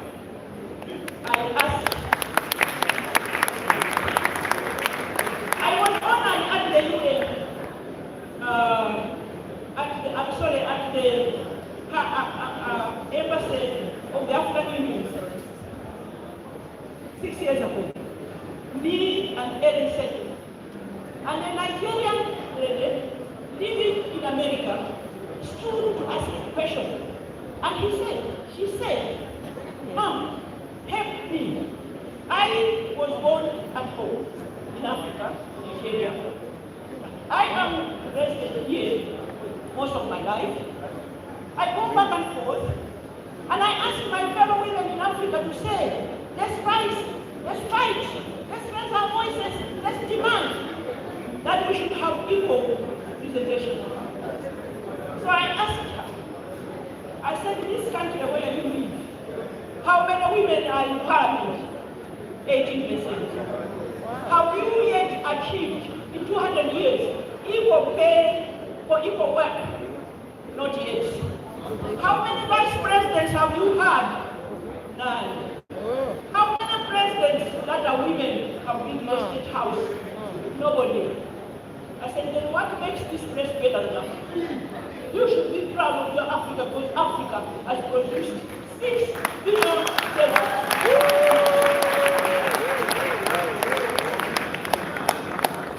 Rwanda holds the highest record of women's representation in parliament on earth, not just in Africa, in the world. 64%. Wow. And 37% in the Senate. Distinguished ladies and gentlemen, the continent was of having produced all these women. My friend Ellen Selif of Liberia transitioned from war to peace. We make better leaders, we take risks, we fight corruption, it fights us back, because when you decide I'm going to arrest you thieves, they'll fight you back. They're not playing, they have resources to do it. You have to decide as a female leader, do I want to stand for truth or not? And when somebody asked me, and that somebody was my own husband, Bishop Mann, he said, be prepared to exit when you have started arresting people. I said, yes, if that is the price I have to pay, there is life after presidency, but to jail they will go.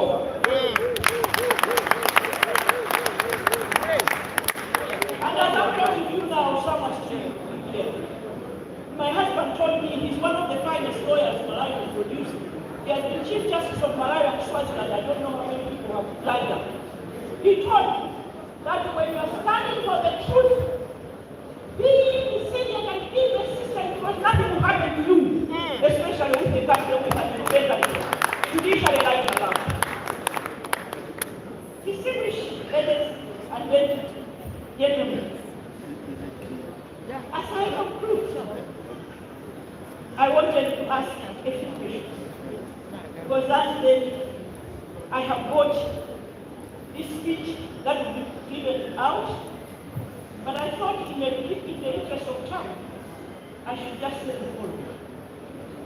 Meanwhile, the representation of women in Nigerian politics has been going down since many years. This is a country of great women, great men, great achievers. You are leading in sport, in music, in everything. The African women from Nigeria are leading the WTO, United Nations. In fact, I was saying in another speech somewhere, one day we shall have a prime minister in London from Nigeria. It can happen. But the question comes one of you. Why is the same not happening in Parliament? These last elections I came and I watched my fellow women crying so hard as it turned out. What they had sent me to come and discuss with President Buhari a year and a half ago was 6%. And President Buhari said, Madam Joyce Banda, we will take the bill to Parliament. And our distinguished president did just that. And the bill ended up in Parliament. And it was thrown out. Aye. So what do we do? As long as women are sitting out of that August House, who is looking at issues that affect women and children. I am so proud to say this here, because I have my distinguished brothers here, that can help us change that knowledge. I have been asked, are you a feminist? And I've said yes, but I'm an African feminist. I don't fight men. I've never looked to them. I don't confront. I engage them.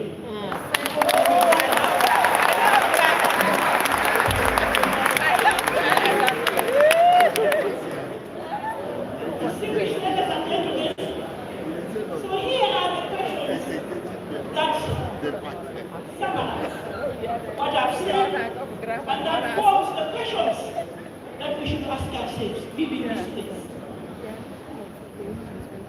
I would like to ask that the global south messed up our climate, and they don't deny it. They have admitted. When some billionaire drives to your house, breaks your gate, admits that yes, I broke your gate, and you ask that person to fix the gate, is it wrong? No. They came, they colonized us, they messed up our climate, they must pay for it. The question is that too much to ask? No. Number two, we are not going to play the blame game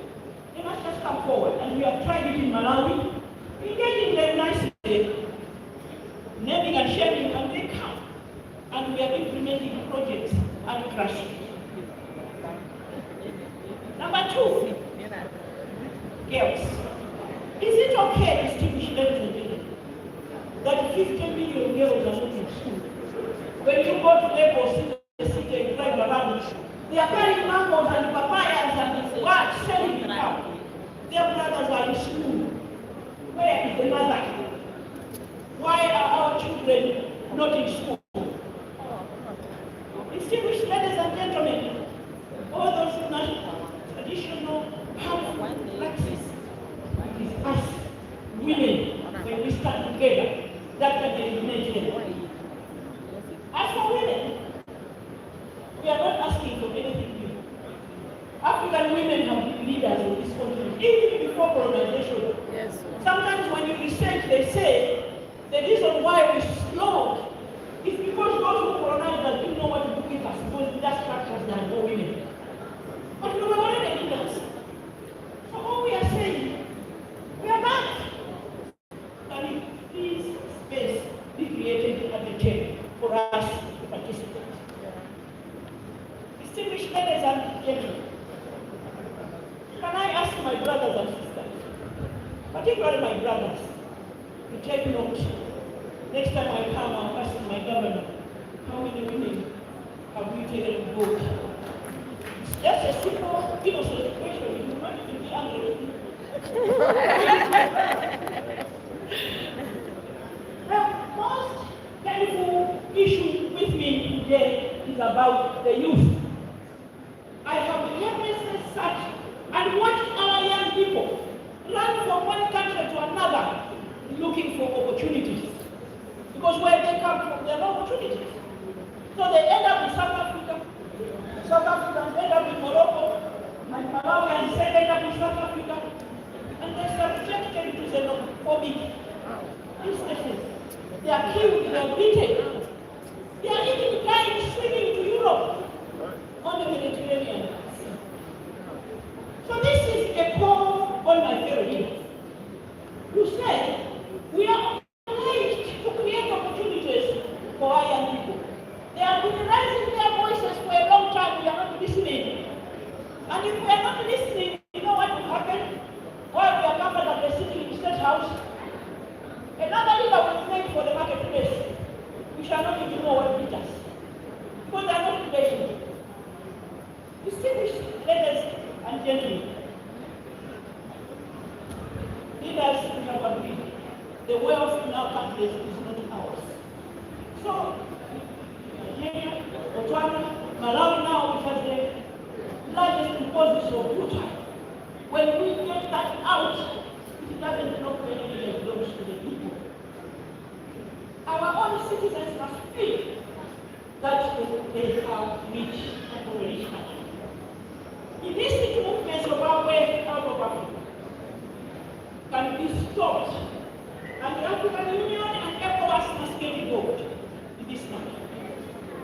And the countries are running to us for help to resolve the pact for the continuation of colonization, and instead of helping them, we are condemning them. It won't help. It's counterproductive. Distinguished ladies and gentlemen, what these countries in West Africa need is support, not condemnation. Our institutions should be in place and take action as soon as possible.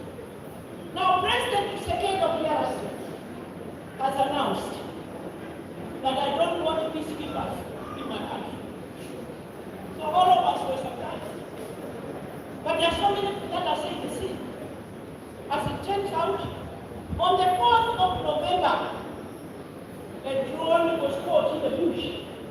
The UN called drone with its logo full of gold and guns. So he was vindicated. What I want to say is to ask the UN to investigate all these reports, because African countries need to know. We have always complained of our president's leaders being corrupt. Now there's a whole crop of leaders leaders who are saying enough is enough. We shall fight corruption. We shall fight abuses. The best African Union everyone sadly can do is to listen and do something about this situation. After taking my speech, the speech of Dr. Nadi, may his vision continue to prepare us to make Nigeria and Africa a great place for our children.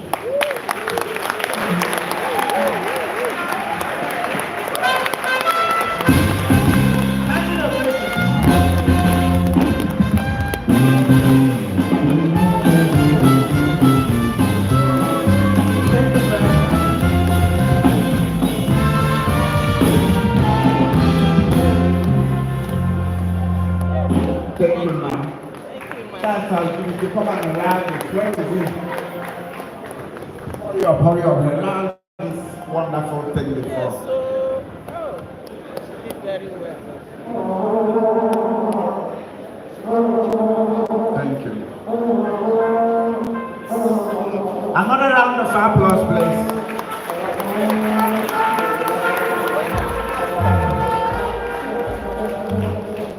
Thank you very much. Thank you. Mr. Vice Chancellor, sir, distinguished ladies and gentlemen, the word is engagement, and the engagement has to be constructive as he has presented to us. Thank you very much. Another round of applause, ladies and gentlemen. Thank you. We are making haste, reasonably and slowly, festina lente. May I respectfully, ladies and gentlemen, at this point, invite for his remarks the former governor of Anambra State, His Excellency.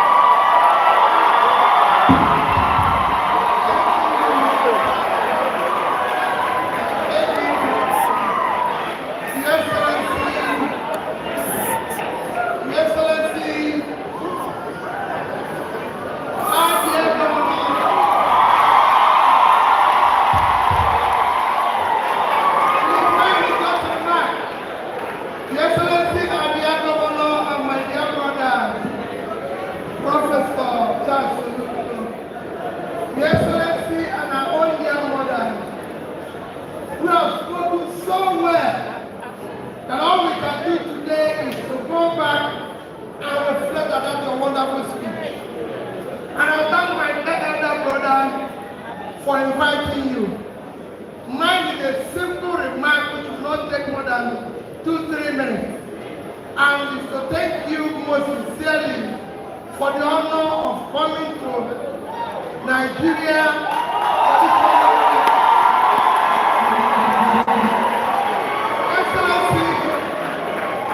Excellency, my contribution, my little contribution to your speech, that the problem of Africa, problem of Nigeria, rests purely on leadership. It is bad leadership that is the problem of Africa. It has nothing to do with colonialism. We have colonized years ago.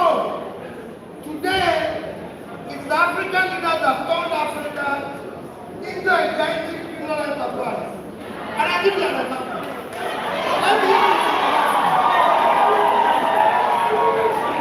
Let me use this university to give you an example of the problem we face in our country. This university, if you are employed here, you work hard for several years to be a professor. And if you are a professor at this university, your salary is 400,000 naira. And if they pay you without spending your money for 30 years, your salary will amount to 144 million, which is not all problem. That is number one. Number two, this university where you are,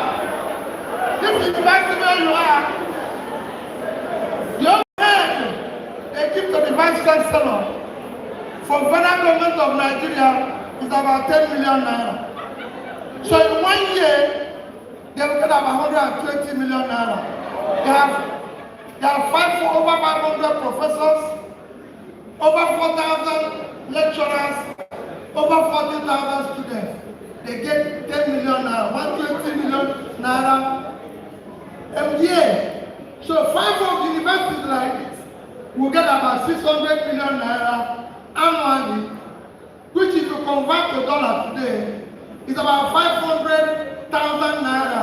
That is what we use to go to a meeting of United Nations for 1 week. It's not acceptable. That is the problem of Nigeria. That is number one. We can afford to do that with less than 10%. So it's clearly on our destiny. So I thank you for being part of this crusade. I'm sure our governor, every other person, we're part of this crusade. We must dismantle this criminality. Thank you. Thank you.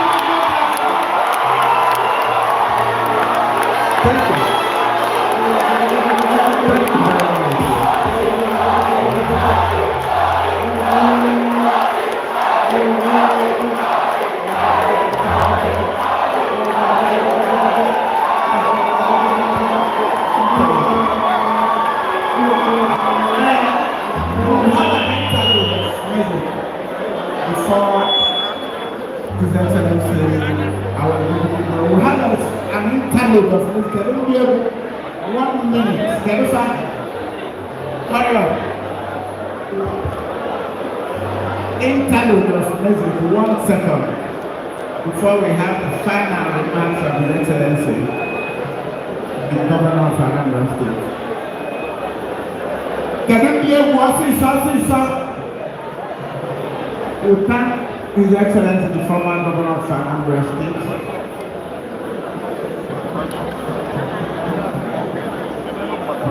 Kedufa, hurry up.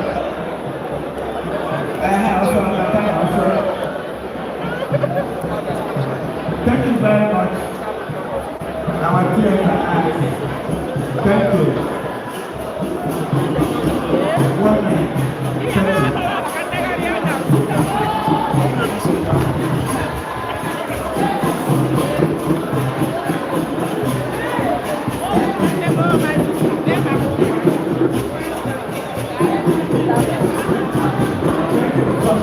Nigeria.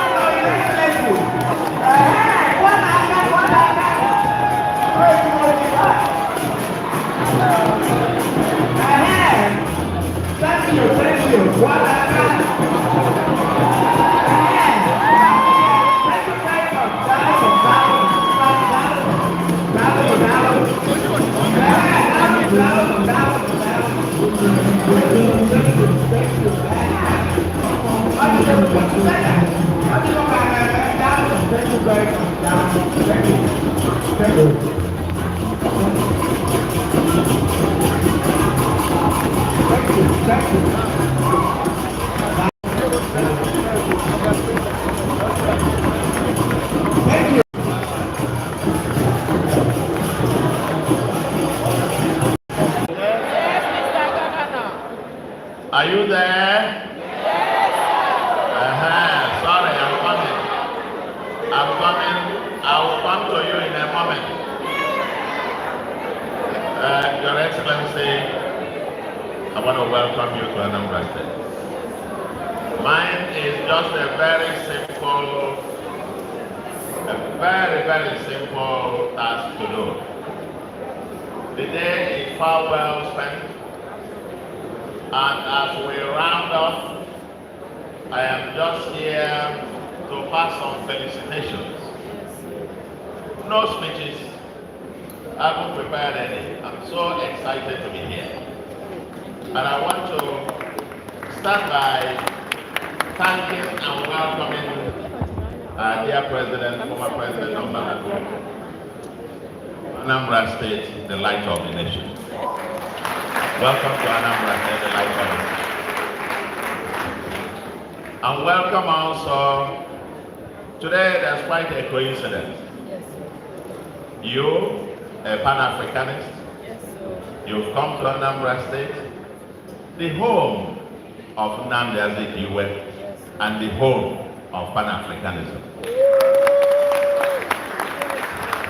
I welcome you also because you are a feminist. An African feminist. Yes, sir.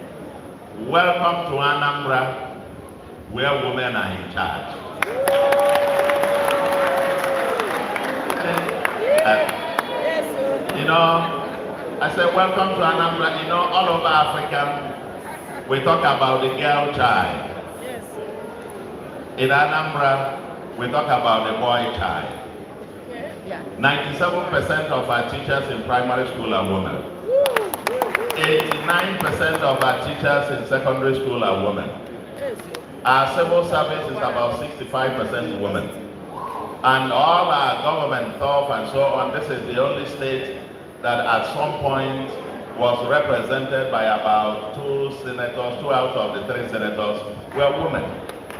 And this is the only state that has actually produced his deputy, when he was impeached, became the governor of Anambra State. So the first female governor is this state. So I want to welcome you. So as you were speaking, I was nodding. I said, this is Anambra, and I'm glad you are in Anambra talking about us. Yeah. Welcome. And of course, the Vice Chancellor, he just informed me. I know he's a lion. He's a lion. And when he told me, I think it's the #1 university in the Southeast, then I pitched him, I said, have you forgotten you were there? So he then said something that was quite fascinating, that Nnamdi Azikiwe University is now #4. You have overtaken UNN? Yes, of course.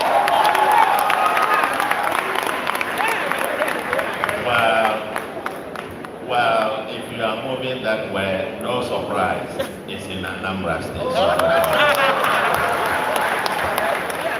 Yeah, that's the light of the nation. That's what we are. I on about second. Oh. So, and then to the benefactor of this particular lecture series, Okumzuna Abazigwe. We can't thank you enough. It's like what you do, a trailblazer. Because we're here to celebrate our finest in history, the greatest of all time, the Zik of Africa, the man who gave us independence, the man who fought for the liberation of the black man everywhere. There are several write-ups, and I am here today. Now, I told him earlier I was supposed to be out, but I canceled last night because this event is one which I cannot afford to miss. As a person, I'm one of those who follows it. I describe myself as a new Zikist and a Pan-Africanist. I believe in the immense potentials of this continent called Africa. I am one of those still dreaming that one day we will have the United States of Africa at the second USA. So I believe, and that's the kind of thing our founding fathers, the Julius Nyereres of this world, the Kwame Nkrumahs, the Nnamdi Azikiwes, dreamt about. That's what we have come to celebrate. Nnamdi Azikiwe wrote many books, one of which is entitled Renaissance Africa. It is still that Renaissance Africa that we are in pursuit of. In my former life, as a university professor, I had about 15 books to my credit. One of them is entitled Our Continent, Our Future. And the second, one of them, is Can Africa Claim the First Century? And we are taking our base and root back again to the Zikist ideology of Renaissance Africa. One united, livable, and prosperous Africa. And I think that message must not be lost on us. As one nation, we build and forge one united nation. With that, we face the rest of Africa. But we must forge one united Africa. And when you leave, I want you to take this message as a former president. I used to serve in the United Nations Institute in Geneva. I was a board member for 9 years. And former president in Kappa was our chairman. Now the current chairman is the former president of South Africa. And this concept about the global South, as you mentioned, coming together and forging a common peace. The entire sub-Saharan Africa in economic terms is simply the size of Belgium, of 10 million people. And we are split into how many, 48 countries or so. It is the time to go back to the Nkrumah Zikist era. Slogan, Africa Unite. Africa Unite. Because without unity of Africa, without due respect, all the stuff we talk about, Malawi alone cannot fight the West. Zambia alone cannot fight the West. This alone, but united, we can at least make a dent. So I want to thank you immensely for this gospel that is there to go. Well, I said today is not my day. You know, I have just done that a few days ago. I became an orphan. My dad died a few days ago, so I'm not yet. This is my first public outing, and so if you look at me, I'm not in the mood to speak today. I'm not in the mood to speak today. I'm still mourning, and by the time we finish the morning, then I'll be in the mood to speak. Then for our students,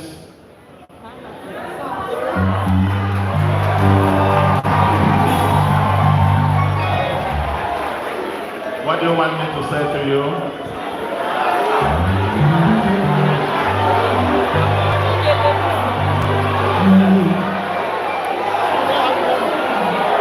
What do you want?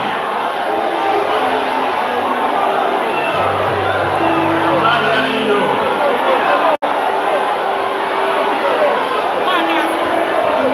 Aha!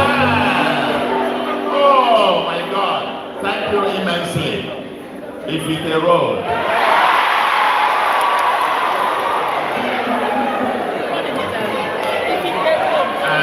Now listen to me. You're listening to me. You are not yet aware. And because once you said this, what you just remind me is that as I leave tomorrow, we go on inspection. Because that road, if it's a road all the way from Amansi, through the student hostels, down to Aroma, about 15 kilometers of them was awarded 2 months ago. We've just awarded the contract, so we are coming there on what? Inspection. But let me tell you, my fellow students, I will give you something more than if it's a road.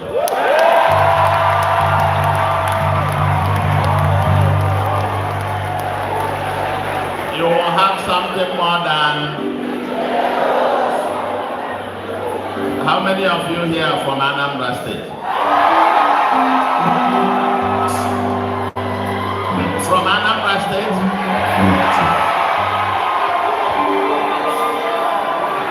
Are you really sure? Okay. I have good news for you. If you are from Anambra, we'll have a special day when I will unveil our special back in the month of February.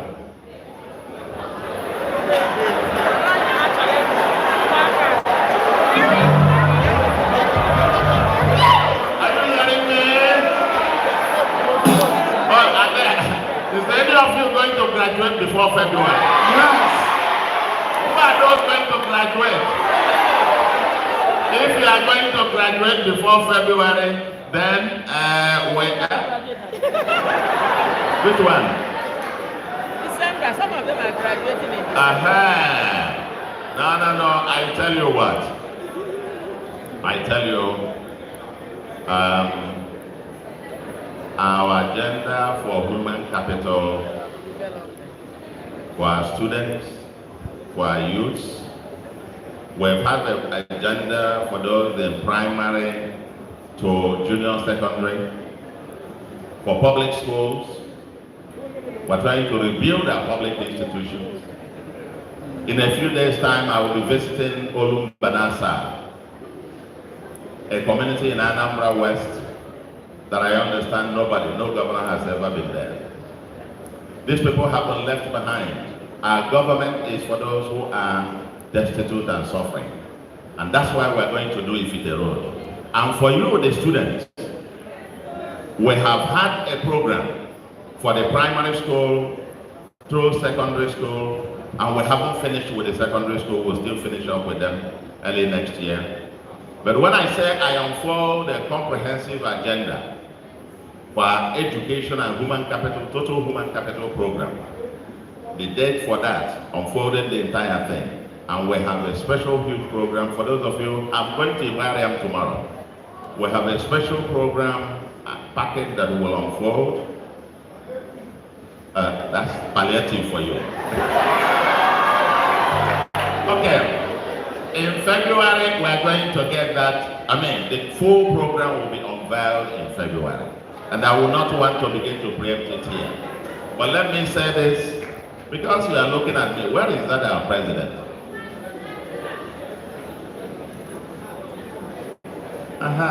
President.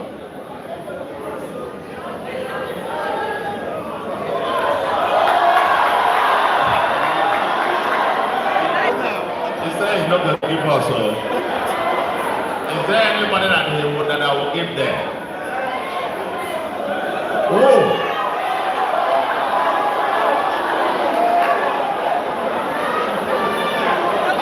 Okay.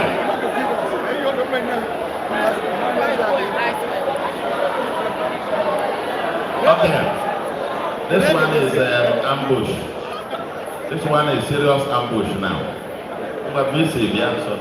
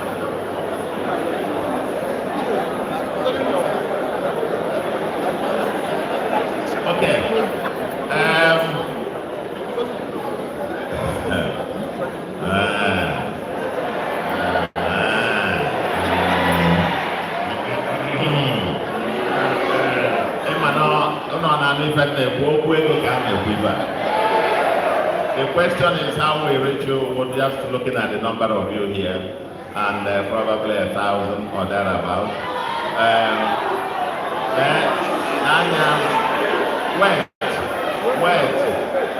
Wait. Who?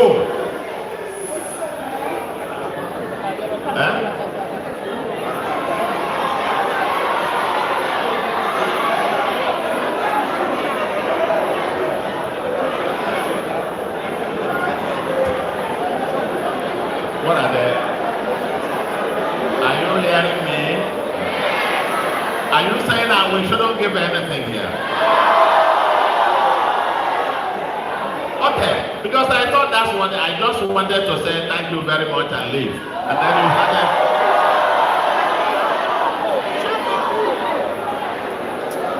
Okay. Now what are we supposed to do? Okay, thank you. I think what we'll do, students, like you said, from here we are supposed to go and take lunch, isn't it? And I was told that is for those of us expo here. But at least for the rest who have come for our student thing, you can have something to go to Mama Ngozi's.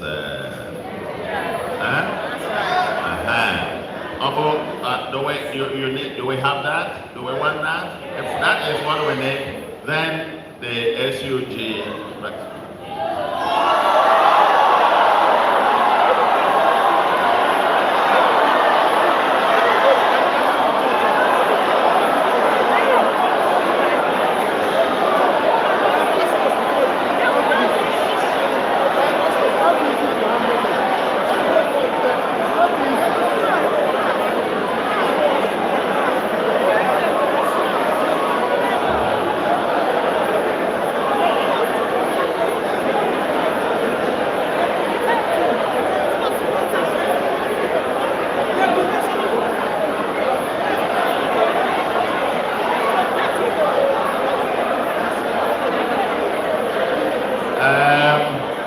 My fellow students, are we there? We have now consulted, because this is like, this is an ambush here. But I would rather love to really get out there, because this is my constituency. This is where I love to get out there and let's go and eat and get Mama Ngozi. But I was told that the best way to do it is to give something to the Fosa. Fosa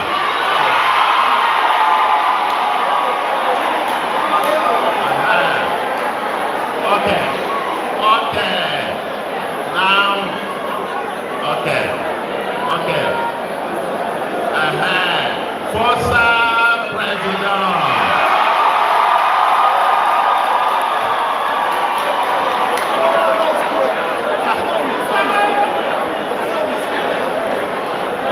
Okay. When we finish, are you listening? This is, this kind of mood reminds me, it just takes me back to those days. Tomorrow no more. If I die today, I will die no more.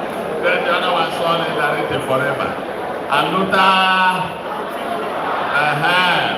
Fosa President. Get here. Where is he?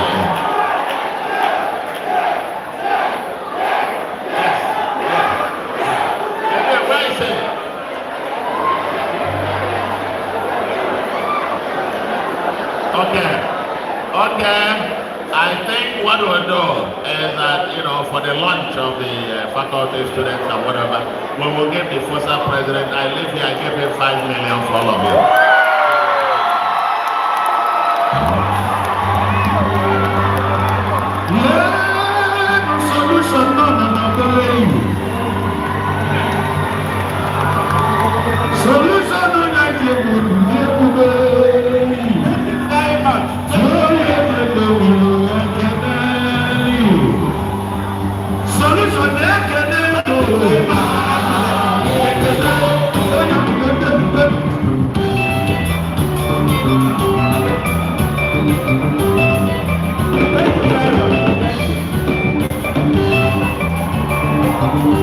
Thank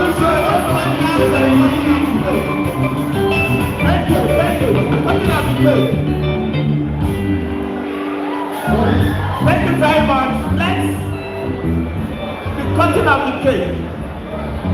Let us welcome Honorable Henry Bato, member and president of the Assembly. Welcome. We want to welcome President Stella Okoka. Cutting of the cake, please. Led by the Vice Chancellor, His Excellency, High Chief Lady, former Governor of Ghana President,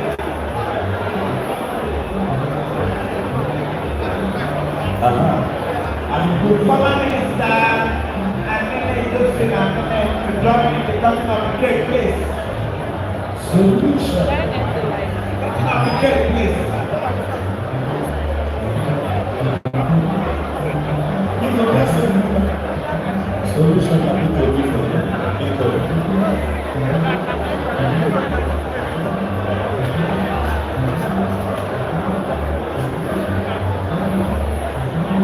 Mr. Victor here,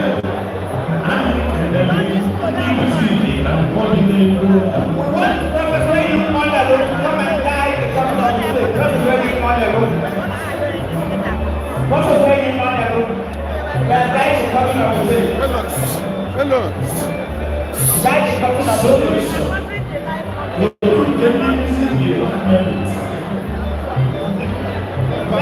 you want the microphone, Professor, there. And you know what the music department.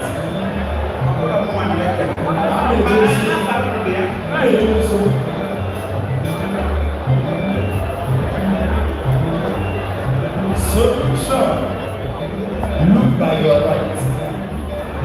Now your right. I'm not here so long here.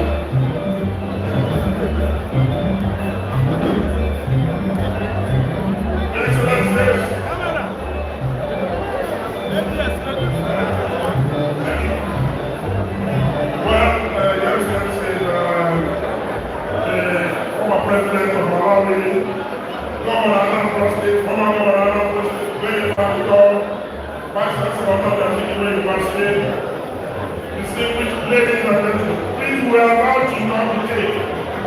We are about to communicate, and I think the best thing to do is to do it in honor of the man that we are all gathered here today, and that is the King of Africa. And I want to suggest I will spell the name as it is, and then we will communicate. And I please, with all respect, ask the Excellencies, the Vice Chancellor, Very Director, please all of you, the Dean of Faculty, stretch your hands please. So that while we spell A, Z, I, K, I, W,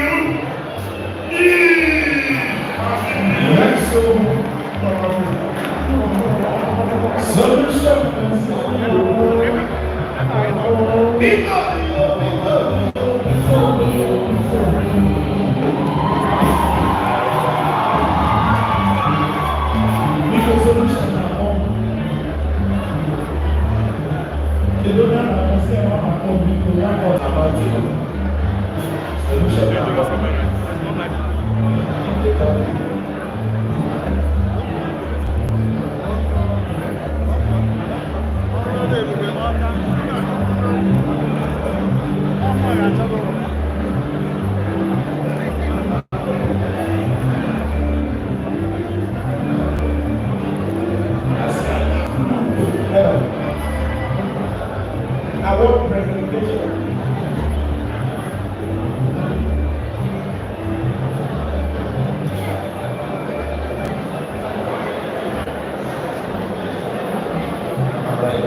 Thank you very much. And a word of excellence has been the honor presented to His Excellency Professor Charles Chukwuma Soludo at the 12th Ziks Lecture students of the Faculty of Social Sciences and Statistical University, welcome. This day is 16th of November 2023. Congratulations, Excellency.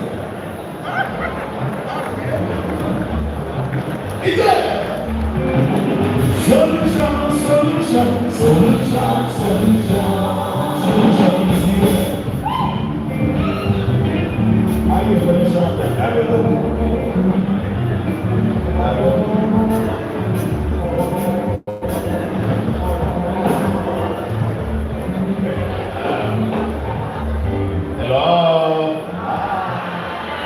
Yes. This is an award of excellence to our distinguished guest lecturer.